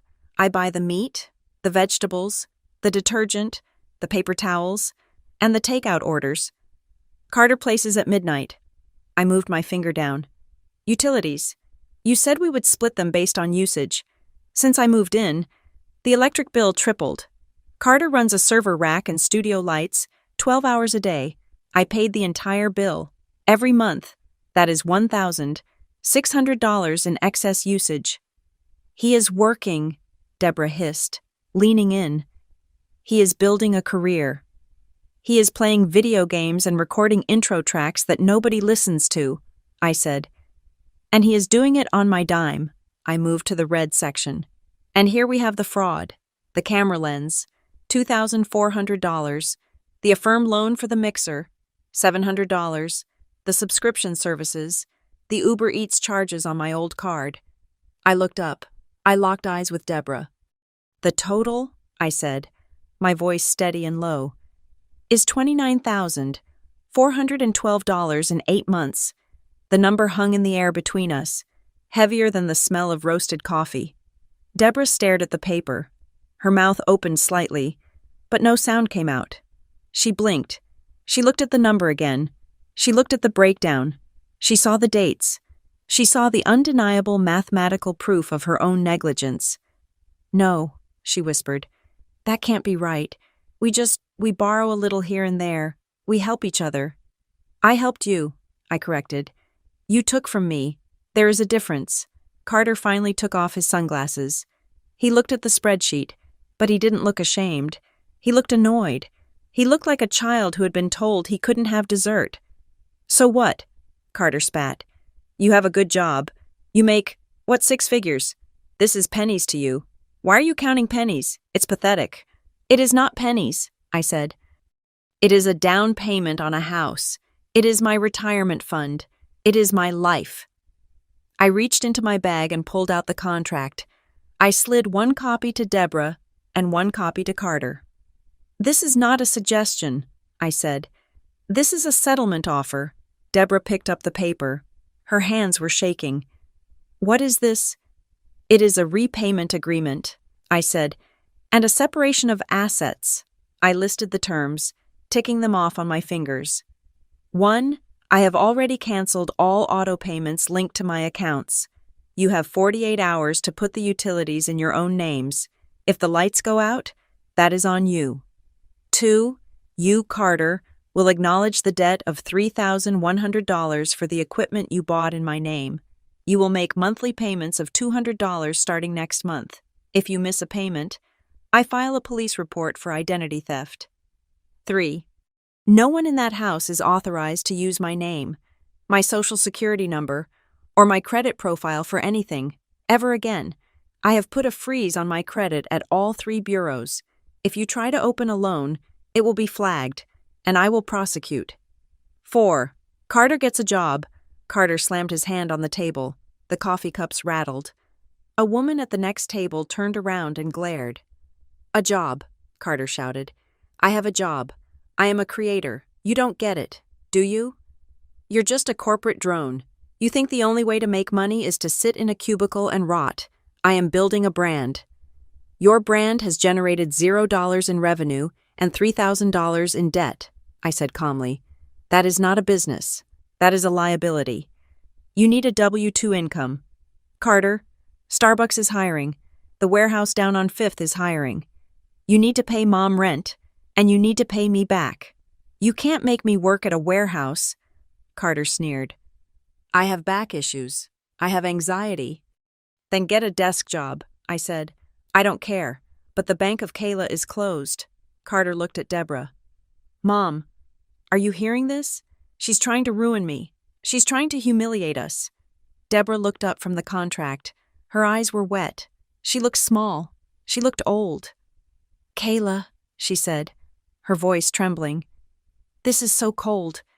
You're treating us like strangers, like enemies. I changed your diapers. I held you when you were sick. I worked double shifts to buy you prom dresses. And now you hand me a bill. You want me to sign a contract to be your mother?" It was the masterstroke, the "I gave you life" card. It was designed to bypass logic and strike directly at the guilt center of the brain. I felt the familiar twinge in my chest, the urge to say, "Okay, Mom, don't cry. I'll fix it. Just this once." But then I looked at the spreadsheet. I looked at the line item for February 14th, the day I gave her money while they stole my credit. I stiffened. "I am not asking you to sign a contract to be my mother," I said. "I am asking you to sign a contract to stop being my dependent." I tapped the paper. "You raised me to be responsible, Mom.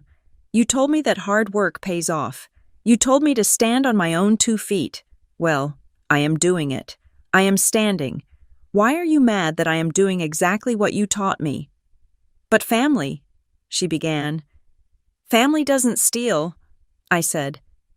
Family doesn't shove their daughter into a basement next to a washing machine so their son can play pretend. Family respects each other. I leaned forward. Look at the number. Mom, $29,000. If a stranger took that from you, you would call the police.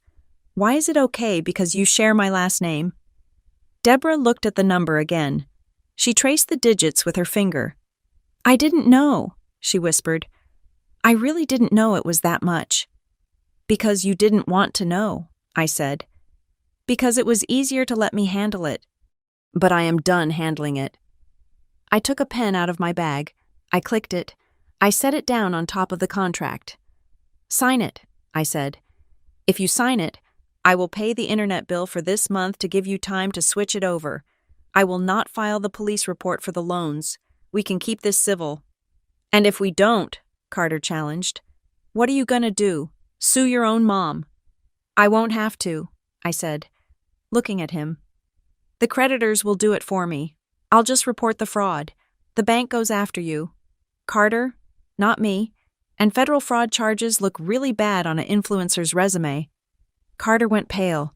He knew I was right. He knew enough about the world to know that banks didn't care about his creative process. Deborah picked up the pen. Her hand was shaking so badly she could barely hold it. I just wanted us to be close, she sobbed softly. I just wanted everyone to be happy. We can be close, I said, but we can't be financially entangled. Sign the paper, Mom. She signed. It was a messy scrawl, but it was there. She pushed the paper back to me. She didn't look up. She was weeping silently, the tears dripping onto the table. Carter, I said, your turn. Carter stared at the paper. He stared at me. His jaw was clenched so tight I could see the muscle jumping in his cheek. He hated me. In that moment, he truly hated me. I had stripped away his safety net. I had exposed him as a fraud in front of his mother. I had forced him to look at the reality of his own mediocrity. He grabbed the pen. He signed his name with a violent, jagged stroke that tore through the paper slightly. Happy, he spat. You got your blood money. It's my money, I said. There is no blood on it unless you put it there. I took the contracts. I checked the signatures. I put them in my bag. Okay, I said. I will pay the internet bill for this month tonight. You have 30 days to get the utilities in your name. Good luck. I stood up. Deborah looked up at me. Her eyes were red, rimmed with a mix of sorrow and a new, unfamiliar fear. She was looking at me not as her child, but as a woman she didn't quite recognize. Are you coming for Christmas? She asked. A reflex question. A habit. I don't know, I said. Let's see how the payments go. I turned to leave. As I walked away, I didn't look back, but I heard Carter's voice. It wasn't loud, but it was clear. He wasn't talking to Deborah. He was muttering to himself, or maybe to the air. She thinks she's safe, he mumbled. She thinks a piece of paper stops me. I paused for a fraction of a second. A chill ran down my spine, sharper than the winter wind outside. He hadn't signed that paper because he intended to pay. He signed it to get me to leave. He signed it to buy time. I walked out of the coffee shop and into the cool afternoon air. I clutched my bag to my side. I had the contract. I had the moral high ground. But as I hailed a cab, I realized that the hardest part wasn't the negotiation. The hardest part was knowing that my brother wasn't defeated. He was just cornered, and rats are most dangerous when they are cornered. I pulled out my phone and called Sarah. Did they sign? She asked. They signed, I said. Good. Do you feel better? No, I said, watching the streetlights flicker on. I feel like I just declared war. You didn't declare it, Mitchell, Sarah said. You just finally decided to fight back. I got into the cab. Take me to 112 Oak Street, I told the driver. And take the long way. I need to make sure I'm not being followed. It sounded paranoid, but after seeing the look in Carter's eyes, I knew it was just risk management. I thought the ink on the contract was a wall. I thought the signatures, jagged and reluctant as they were, constituted a treaty. I was naive. In my line of work, I should have known better. A signature is only as good as the character of the person holding the pen, and my family's character was made of wet cardboard. It was 11:45 at night. I was lying on a mattress on the floor of my new studio. I didn't have a bed frame yet. I had spent the evening feeling a strange, hollow sort of victory. I had won the battle at the coffee shop, but the war was far from over. My phone was charging on the floor next to my head. I had finally turned off Do Not Disturb, thinking the drama was done for the day. Then, the notification sound for my work email chimed. It wasn't the standard new email ping. It was the frantic, high-pitched, triple tone that North Pine Risk Solutions reserved for Priority 1 security events. I grabbed the phone. The screen was blinding in the dark room. Security alert. North Pine Identity Shield. Unauthorized access attempt detected. User K. Mitchell ID 8894. Device MacBook Pro, 2018. Unrecognized IP. Location residential IP, Ohio. My blood ran cold. I knew that device. It was my old work laptop. A machine I had retired 3 years ago when the screen hinge broke. I had wiped it, or I thought I had, and shoved it into the back of the closet in the guest room, intending to recycle it eventually. Carter. He had gone into the closet. He had dug through the boxes I left behind. He had found the old machine, found a power cord, and managed to boot it up. And now, he was trying to log in. I sat up, my heart hammering against my ribs like a trapped bird. This wasn't just him looking for a file. If that laptop still had cached credentials, or if he guessed my password, which was a variation of a phrase we used as kids, he could breach the North Pine server. If he touched a single client file, I wouldn't just be fired. I would be blacklisted from the industry. I could face federal charges for negligence. He was playing with a loaded gun, and he had it pointed right at my career. I didn't call Deborah. I didn't call Carter. I called the one number that could save me. North Pine Security Operations. This is Miller, a voice answered on the first ring. This is Kayla Mitchell, Senior Risk Analyst, ID 8894. I said. I was speaking so fast I barely recognized my own voice. I have a Priority 1 breach attempt on a retired device. It is not me. I repeat, it is not me. Initiate a hard lock on my credentials immediately.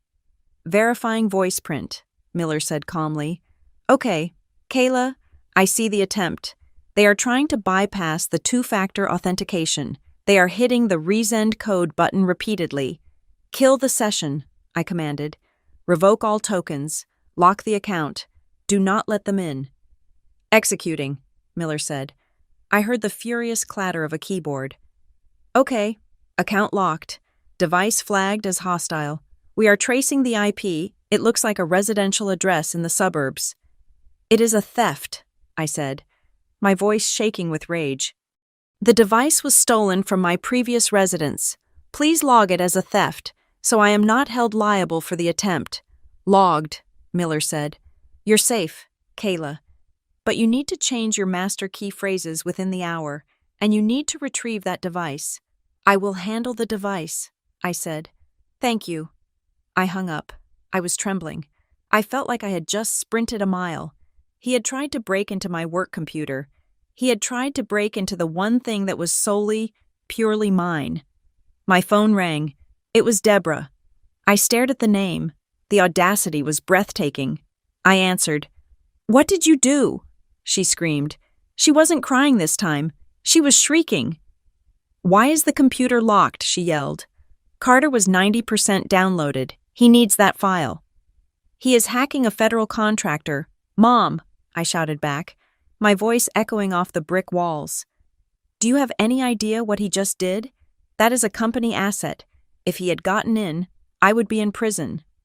Oh, stop it, Deborah scoffed. He wasn't hacking. He remembered you saved his intro music on your cloud drive last year. He just wanted to get his song back. He found the old laptop in the closet and thought you wouldn't mind. He's crying. Kayla, he is punching the wall because you locked him out. He is punching the wall. I laughed, a harsh, jagged sound. He should be thanking God I didn't send a SWAT team to the house. That laptop is property of North Pine. He has no right to touch it. It was in my house. Deborah yelled. "Everything in this house is for the family.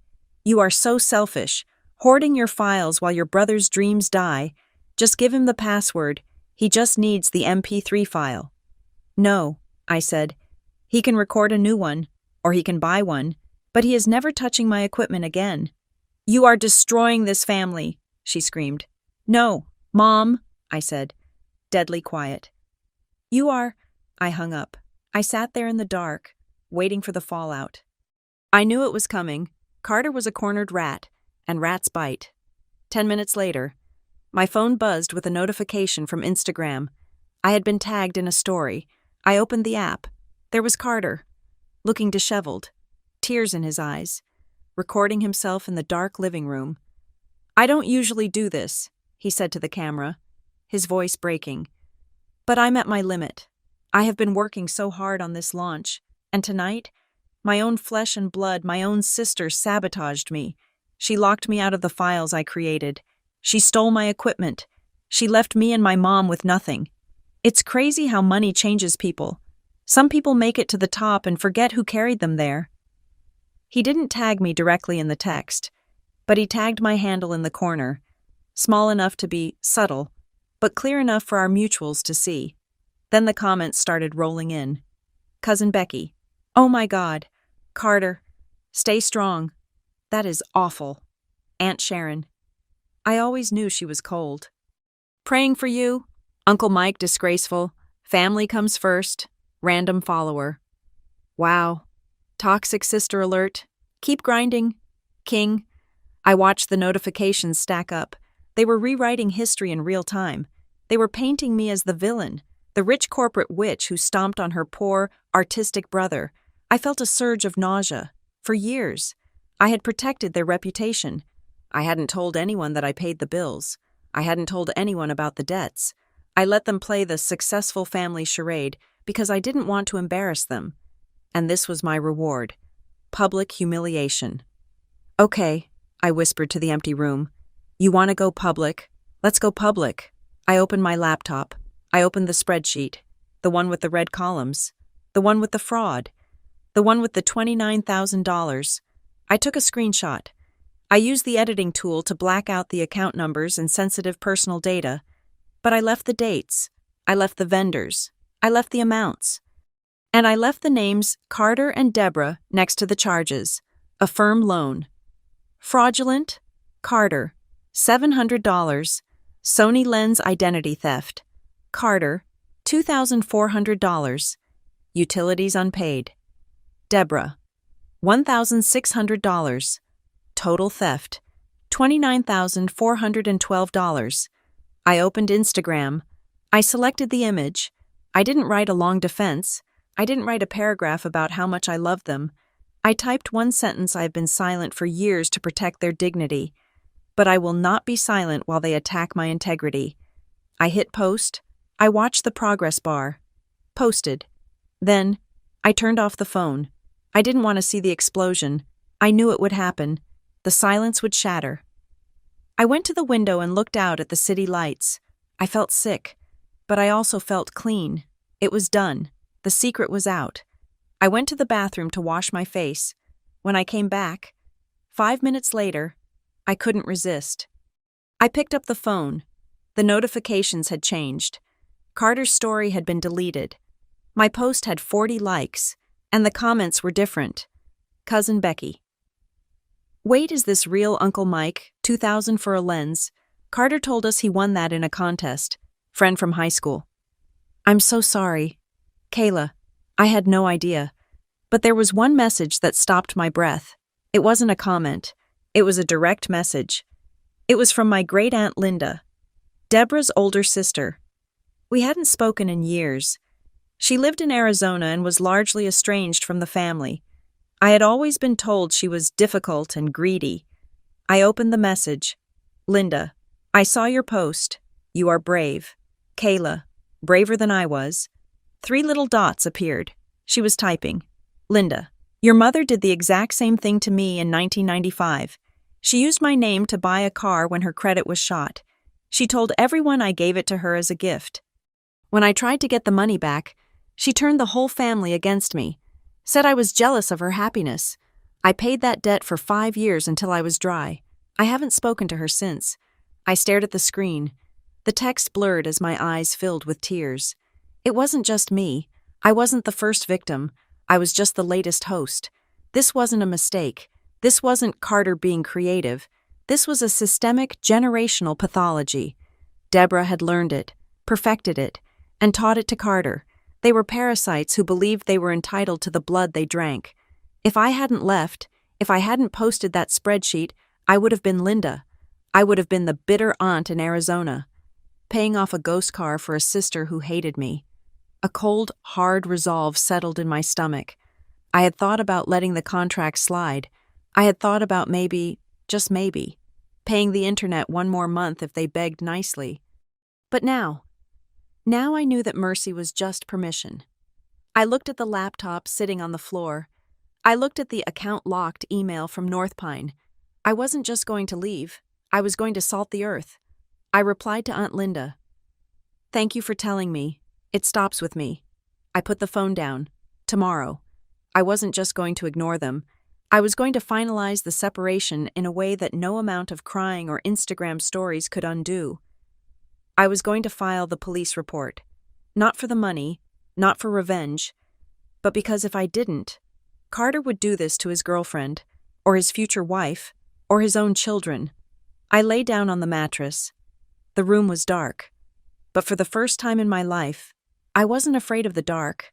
I was afraid of what I would have become if I had stayed in the light of their approval. I closed my eyes. The bridge was burned. Now, I had to make sure they couldn't swim across the river. The knock on my door came at 6:15 in the evening. It wasn't the heavy, authoritative pound of a landlord or a delivery driver. It was a rhythmic, hesitant tapping. Tap, tap, tap. Pause. Tap, tap. I froze. I was sitting on the floor, assembling a cheap particle board desk I had bought that afternoon. My hands were covered in dust, and a screwdriver was clenched in my fist. I hadn't given them my unit number. I had given them the address of the building for the contract, but there were 40 units in this converted warehouse. I walked to the door. I didn't look through the peephole. I knew who it was. The rhythm of the knock was the same rhythm I had heard on my bedroom door for 30 years whenever she wanted a favor. I opened the door. Deborah stood there. She was wearing her church coat, the nice wool one she saved for occasions when she wanted to look respectable. She was holding a large, insulated cooler bag. Her hair was perfectly coiffed, but her eyes were darting around the hallway, scanning the peeling paint and the exposed pipes with a look of undisguised horror. "Kayla," she breathed out. She looked at me like I was a refugee she had found in a war zone. "Oh, my poor baby." She stepped forward, assuming she would be let in. I didn't move. I stood in the doorway, blocking the view of my sanctuary. "How did you find the unit number?" I asked. "I called the management company," she said, brushing past the question as if it were a minor detail. "I told them I was your mother and I had a medical emergency delivery for you. They were very sweet." She had social engineered my landlord. Of course she had. "I brought food," she said, lifting the bag. "I made the pot roast. I know it's your favorite, and I brought some of those cookies Carter likes, that you like." She caught herself. The slip was tiny, but it was there. She had made Carter's favorite cookies and brought me the leftovers. I looked at the bag. My stomach rumbled. I hadn't eaten a real meal in 2 days. The smell of slow-cooked beef and rosemary was wafting out of the zipper, triggering a primal response. It smelled like safety. It smelled like home. "Come in," I said. It was a mistake. I knew it was a mistake the moment the words left my mouth. But she was my mother, and she was standing in a cold hallway with a pot roast. She walked in. She surveyed the studio. It was sparse. Just the mattress on the floor, the half-assembled desk, and a few boxes. The industrial windows looked out onto a brick wall. "Oh, Kayla," she whispered, clutching the bag to her chest. "You can't live like this. It's so cold. It looks like a prison cell." "It's mine," I said, "and it's quiet." "But it's not a home," she said. She set the bag down on my unfinished desk. She started unpacking Tupperware containers with a frantic energy. Look, I know we had a disagreement. I know things got heated at the coffee shop. But this is extreme. You running away like a teenager. It's not you. She opened the container. The steam rose up. She grabbed a plastic fork she had brought and held it out to me. Eat, she commanded gently. You look pale. I took the fork. I took a bite. It was delicious. It tasted exactly like every Sunday night of my childhood. I missed you, she said softly, watching me eat. The house is so quiet without you. I woke up this morning and I went to knock on your door to ask if you wanted tea, and you weren't there. It broke my heart. Kayla, I felt the wall around my heart begin to crack. Just a hairline fracture. This was the mother I wanted, the one who cared if I was pale, the one who brought food, the one who missed me. I miss the house too. Sometimes, I admitted. It was the truth. I missed the idea of the house. Then come back, she said. She stepped closer, placing a hand on my arm. Her grip was warm. Just for a little while, just until you find a better place than this warehouse. You can have your room back. I'll make Carter move his things out of the hallway. We can reset. I signed a lease. Mom, I said. I can't just leave. We can break a lease, she said quickly. We can say it's a family emergency. You need to be home. Kayla, especially right now. Her eyes shifted. She looked at my laptop, which was sitting closed on the floor. Why right now? I asked. Well, she said, her voice trying to remain casual, but I felt her pulse quicken through her hand on my arm. With all this mess, the accounts, the internet, the bank calls, it's just so much easier if you are there to handle the paperwork. You know how I get with the passwords. And Carter, he needs you to sign off on that security thing so he can get his file back. If you're at the house, you can just log in and fix it. The crack in my heart sealed shut instantly. It sealed with a snap that was almost audible. She didn't miss me. She missed the IT department. She didn't miss her daughter. She missed the fix-it girl who made the scary red lights on the modem turn green. She wanted me back in the house because proximity made exploitation efficient. I put the fork down. The pot roast suddenly tasted like ash. That's why you're here, I said. You want me to unlock the laptop? Deborah recoiled, her hand dropping from my arm. No, I mean, yes, that needs to happen. But I am here because I love you. You love me because I am useful, I said. If I couldn't fix the internet or pay the bills, would you have driven across town with a pot roast? How can you ask that? She cried, her face twisting into that familiar mask of victimhood. I am your mother. Then tell me about the Affirm loan, I said. I watched her face carefully. I wanted to see the truth. The what? She blinked. The loan for the mixer, I said. And the lens, the one opened on Valentine's Day. The day I gave you $500 for gas. You knew? Mom, you got the text message verification code. I know you did. The bank confirmed it. Deborah's eyes shifted to the left, a micro-expression of panic. I didn't know it was a loan, she stammered. Carter said it was a verification for a contest. He said he won the lens, and they just needed to verify an adult lived at the address. I gave him the code because I was happy for him. You gave him my social security number. I asked, because they need that for the loan application. He knows where the papers are, she yelled, defensive now. He's your brother. He wouldn't hurt you. He borrows things. He was going to pay it back when he got big. He stole my identity, Mom, I said. And you held the flashlight while he did it. My phone rang. It was lying on the floor. The screen lit up with Deborah's face. She was calling me no. She was standing right in front of me. Then I realized it was Carter calling her phone, which was in her pocket. She pulled it out. It's him. Answer it, I said. Put it on speaker. She hesitated, then tapped the speaker button. Mom, Carter's voice filled the empty studio. Did you find her? Is she there? I'm here, Carter, I said. There was a pause, a silence that stretched for 3 seconds. Okay, good, Carter said. His tone wasn't apologetic. It was the tone of someone negotiating a hostage release. Look, Kayla, I saw the post. You made your point. You embarrassed me in front of the whole internet. Are you happy? I am not happy, I said. I am accurate. Whatever, Carter snapped. Here is the deal. I will pay the $200 a month. I will sign your stupid contract. But you have to unlock the North Pine account first. And you have to turn the internet back on at the house tonight. I have a makeup stream scheduled for 8 o'clock. If I miss this one, I'm done. So, fix it, and I'll pay. You want me to fix it before you start paying? I asked. Yeah, Carter said. As a show of good faith. You destroyed my reputation. You owe me a restart. I looked at Deborah. She was nodding along, as if this was a reasonable compromise, as if asking the victim to pay reparations to the thief was standard family policy. He's willing to pay. Kayla, Deborah whispered. He's trying. I looked at the two of them, one present in flesh, one present in voice. They were a two-headed monster of entitlement. They didn't want a sister. They didn't want a daughter. They wanted a resource. They wanted the creature who lived in the computer and spat out money. No, I said. What? Carter asked. No, I repeated. I am not unlocking the account. I am not turning on the internet. And I am not accepting your deal. You have to, Carter shouted. Mom, tell her.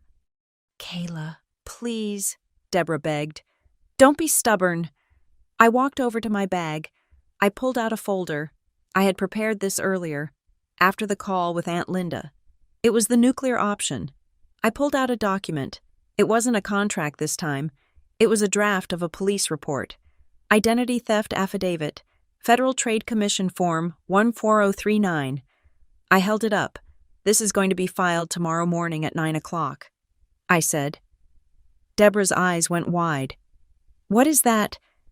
This is a formal report of identity theft regarding the Affirm loan and the Synchrony credit line. I said, once I file this, the police will open a case. They will subpoena the IP addresses. They will subpoena the phone records. And since you, Mom, provided the verification code, you will be named as an accessory to fraud. You would send me to jail, Deborah whispered. She looked like she had been slapped. I don't want to, I said. But you are leaving me no choice. You are trying to drag me back into the hole.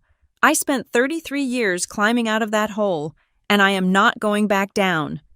You can't do this, Carter yelled from the phone. We are family. Then start acting like it, I screamed. My voice broke. The composure I had held onto for days finally shattered. Family doesn't steal $29,000. Family doesn't gaslight me about a chair. Family doesn't make me live in a laundry room. You don't want me. You want my credit score. The silence that followed was absolute. Deborah stared at me, her mouth agape. She had never heard me raise my voice. Not once. I was the quiet one. I was the steady one. I took a breath. I lowered the paper. Here is the real deal, I said. The final deal? I looked at the phone. Carter, you are going to transfer the utilities into your name tonight. You, not Mom, you are going to go online, use your own debit card, and pay the deposit. If you don't have the money, you will sell the mixer. I can't sell the mixer, I need it. Then you don't have internet, I said. That is how the world works. I looked at Deborah. And you? Mom, you are going to leave. You are going to take your pot roast, and you are going to go home, and you are going to explain to your son that if I see one more unauthorized login attempt, or if I receive one more bill that isn't mine, I am walking this paper into the precinct, and I will call Aunt Linda to testify as a character witness about your history of financial abuse. Deborah flinched at Linda's name. That was the arrow that hit the mark. She knew I knew. You spoke to Linda, she whispered. We had a long talk, I said. She sends her regards. Deborah looked at the floor. The fight drained out of her. She looked old, defeated, and incredibly small. You are destroying us, she said. Her voice was flat. You are tearing this family apart over money. I am not destroying the family, I said. I am saving the rest of myself. There is a difference. Fine, Deborah said. She grabbed the cooler bag. She didn't offer to leave the food. She zipped it up with a sharp, angry motion. If you want to be alone, be alone. But don't come crying to us when you realize that money doesn't hug you back. Money doesn't stab me in the back either, I said. She turned and walked out. She didn't slam the door. She left it open. A final act of disrespect. I walked over and closed it. I locked the deadbolt. I locked the chain. I slid down against the door until I hit the floor. My hands were shaking. I felt nauseous. I looked at the unfinished desk. I looked at the empty room. I had won. They were gone. I had drawn the line in the sand, and I had defended it. But it didn't feel like a victory. It felt like an amputation. I had cut off a limb to save the body, but the phantom pain was already setting in. I sat there for an hour, just breathing. Then, my phone buzzed. I thought it was an apology. I thought maybe, just maybe, the shock had worked. I picked it up. It was an automated email from the United States Postal Service. Change of address confirmation request. We received a request to forward mail from Kayla Mitchell, 112 Oak Street, Unit 4B, to Kayla Mitchell, 42 Maple Drive. Request initiated at 5:30 p.m. I stared at the screen. 5:30? That was 45 minutes before Deborah knocked on my door. She hadn't just come to bring food. She had stopped at the post office or gone online before coming here. She had tried to forward my mail back to her house. She wanted to intercept my bank statements. She wanted to intercept the new credit cards. She wanted to capture my correspondence so I would be forced to come back to the house to get my own mail. She had tried to put a leash on me before she even walked through the door to say she missed me. The nausea vanished. The tears stopped. The phantom pain disappeared. I felt a cold, crystalline clarity. They weren't just messy, they were malicious. They were actively, strategically trying to trap me. I opened the email. I clicked the button that said, "I did not authorize this request. Request canceled. Fraud alert. Added to address." I stood up. I walked over to the desk. I picked up the screwdriver. I finished assembling the leg. I wasn't sad anymore. You can't grieve for people who are trying to hunt you. You can only survive them, and I was going to survive. The meeting did not take place at the kitchen table. The kitchen table was where they had trained me to be compliant. It was where I had eaten guilt for breakfast and obligation for dinner. I was done with that table. Instead, I booked the small conference room at the Community Financial Mediation Center on 3rd Street. It was a neutral ground. Beige walls, a circular table that prevented anyone from taking the head seat, and a ticking clock that reminded everyone that time was billable. I arrived 20 minutes early. I set up my station with the precision of a surgeon preparing for an operation. To my left, the evidence file, the screenshots of the text codes, the affirmed loan documents, the history of the unauthorized credit card attempts, and the email from the post office regarding the mail forwarding fraud. To my right, the solution file, the transfer of liability forms, the utility changeover documents, and the separation agreement. In the center, I placed a single, black pen. At 10 o'clock, the door opened. Deborah walked in first. She looked smaller than she had 2 days ago at my apartment. She wasn't wearing her church coat. She was wearing a gray sweatshirt and jeans. She looked tired, stripped of the pretense that she was the matriarch in control. She didn't look at me. She looked at the floor. Carter followed her. He was vibrating with a restless, angry energy. He wore a headset around his neck, as if to signal that being here was interrupting something critically important. He pulled out a chair and slumped into it, spinning it slightly side to side. "This is stupid," Carter muttered, looking at the ceiling. "We could have done this over FaceTime." "We tried doing this over the phone," I said, my voice even and cool. "And you tried to hack my work computer, so now we do it in person, with witnesses." I gestured to the glass partition where a mediator sat in the next room, visible, but not intrusive. "Let's get this over with," Deborah said, her voice thin. "You made your point. Kayla, you embarrassed us. You moved out. What more do you want, blood?" "I want severance," I said. I opened the laptop. I didn't turn it toward them. I kept it facing me. I didn't need to show them the numbers anymore. I knew they knew. I have filed the preliminary fraud report regarding the Affirm loan, I stated. Deborah flinched. Carter stopped spinning. I haven't submitted it to the police yet, I continued. It is sitting in the draft folder of the Federal Trade Commission's reporting portal. I have also drafted a report regarding the attempt to forward my mail without authorization. That is a federal crime, Mom. Postal fraud. Deborah closed her eyes. I just wanted your bills to come to the house so we could sort them. You wanted to intercept my new credit cards, I corrected. Let's not lie in this room. This room is for truth. I placed my hand on the evidence stack. But we aren't here to talk about the $29,000 you stole. I have already accepted that money is gone. I am writing it off as a bad investment, Carter scoffed. Must be nice to just write off 30 grand. It isn't nice, I said, looking at him. It is devastating, but I can earn it back. What I am here to talk about is the house. I pulled a document from the bottom of my stack. This was the twist. This was the piece of paper that Carter didn't know existed, and that Deborah had conveniently forgotten. Do you recognize this, Mom? I asked, sliding the paper across the table. It was a loan modification agreement from 18 months ago. Deborah stared at it. She paled. What is that? Carter asked, leaning forward. 2 years ago, I said, keeping my eyes on Deborah. Mom told me the roof was leaking and the foundation needed shoring up. She couldn't qualify for the refinancing on her own because her credit score was 540. So she asked me to co-sign. She said it was just a formality. She said she would make the payments. I looked at Carter. I signed it. I put my name on the deed and the mortgage to save the house you are currently living in. Which means, Carter, if Mom defaults on the mortgage, the bank doesn't just take the house. They come after me.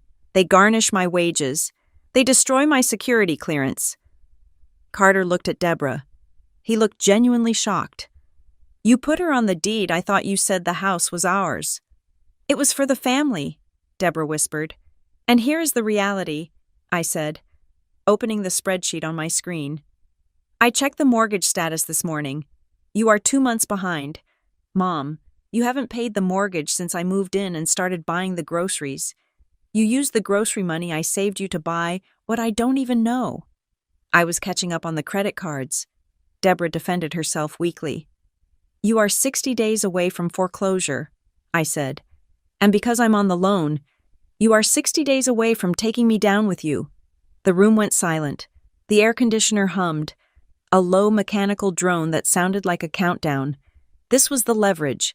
It wasn't about the internet bill.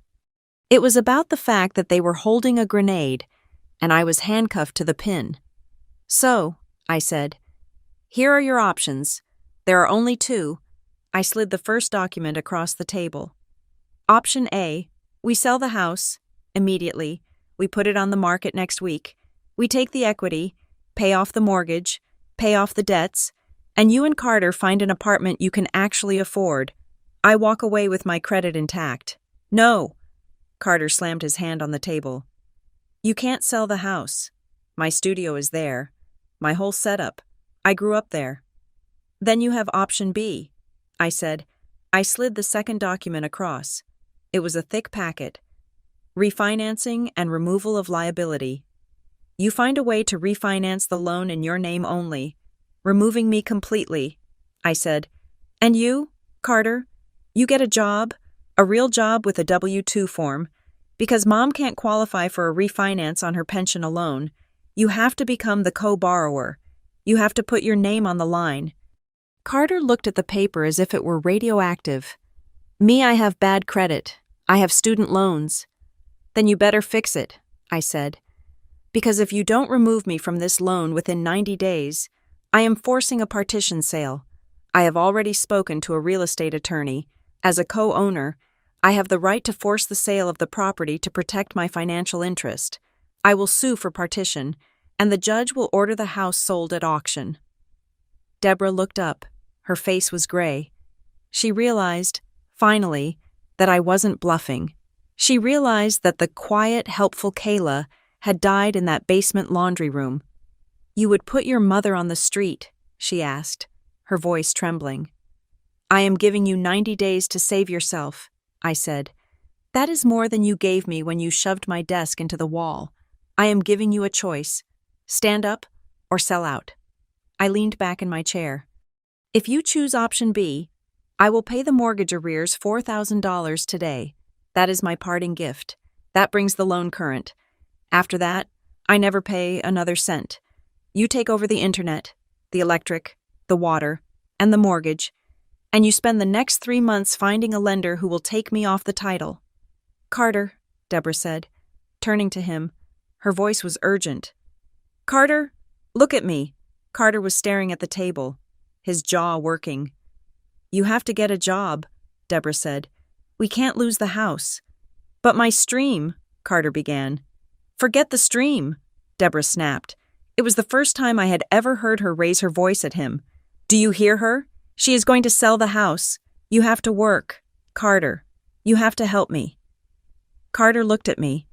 He looked for the sister who used to sneak him $20 for movies. He looked for the sister who fixed his typos. She wasn't there. "You're a monster," he whispered. "I am a mirror," I said. I am showing you exactly what you look like." Deborah let out a long, shuddering breath. She picked up the pen. She looked at the refinancing agreement. It was a promise to remove me. It was a promise to take responsibility. She didn't sign it immediately. She looked at me for a long time. The anger in her eyes faded, replaced by a deep, profound sadness. It was the look of someone realizing that the golden goose hadn't just flown away. It had turned into a hawk. "I treated you like a machine," she said softly. The words hit me in the chest. I hadn't expected them. I expected excuses. I expected guilt trips. "I did," she continued, tears spilling over her lashes. I thought you were just built to carry things. I thought you didn't feel the weight because you never complained. I treated you like an appliance. Kayla, like a fridge that I could just open and take from." My throat tightened. It was the apology I had waited 33 years to hear. It didn't fix the money. It didn't fix the lost trust. But it acknowledged the reality. "I am not a machine, Mom," I said, my voice thick. "I am just a person, and I am tired." "I know," she whispered. "I know." She signed the paper. She slid it to Carter. "Sign it," she ordered him. "And tomorrow, you are going to the staffing agency on Main Street." "Mom, sign it," she yelled, slamming her hand down. "Or I will sell the mixer myself." Carter jumped. He looked at his mother, terrified. He had never seen the enabler turn off the tap. He grabbed the pen. He signed. It was messy, angry, and resentful. But it was legal. I took the papers. I checked the signatures. "Okay," I said. "I will wire the mortgage payment to the bank directly this afternoon. The internet is in your name as of midnight. Good luck." I stood up. I packed my laptop. I packed the files. I walked to the door. "Kayla," Deborah called out. I stopped, my hand on the handle. I didn't turn around. "Will we see you?" she asked. "Not for a while," I said. "You have a lot of work to do, and so do I." I walked out. I walked out of the sterile office, into the bright sunlight of the street. I took a deep breath. The air tasted different. It didn't taste like guilt anymore. It tasted like zero balance. Epilogue. 6 months later. The morning light in my studio is different from the light in the basement. It is unfiltered. It hits the bamboo plant I bought for the windowsill, a plant that I water, and that grows simply because I care for it. I sat at my desk, a real desk, solid walnut, bought with the bonus check I received last month. I took a sip of my coffee. It was a pour-over, made slowly, just the way I liked it. My phone chimed with a notification from my bank. Incoming transfer. $150. Sender Deborah Mitchell. Memo payment 4 of 60. It wasn't much. At this rate, it would take them 5 years to pay back the loose change debts, and they would never pay back the $29,000. But that wasn't the point. The point was that the money was flowing in the right direction. I opened the email from the bank. Loan modification complete. Borrower removed Kayla Mitchell. They had done it. It had gone down to the wire. Carter had gotten a job at a logistics warehouse, ironically, a competitor of one of my clients. He worked the night shift. He hated it. He posted about how much he hated it every day. But his pay stubs, combined with Deborah's pension, had been enough to refinance the loan. I was free. I checked Instagram. I still followed Carter. Though we hadn't spoken since the meeting, he had posted a photo yesterday. It wasn't a staged shot of him pretending to be a CEO. It was a picture of him in his high-vis vest, looking tired, holding a coffee cup. The caption read, "The grind is actually real. New mic coming next month. Paid for by me." It had 12 likes. One of them was mine. He wasn't famous. He probably never would be. But for the first time, he was real. A knock came at my door. I opened it. It was a delivery driver. "Package for Kayla Mitchell." "That's me." He handed me a box. It was heavy. I brought it inside and opened it. Inside was a Herman Miller Aeron chair. Brand new, carbon black. There was no card, but I checked the shipping label. The billing reference was C. Mitchell, warehouse payroll deduction. He had bought me my chair back.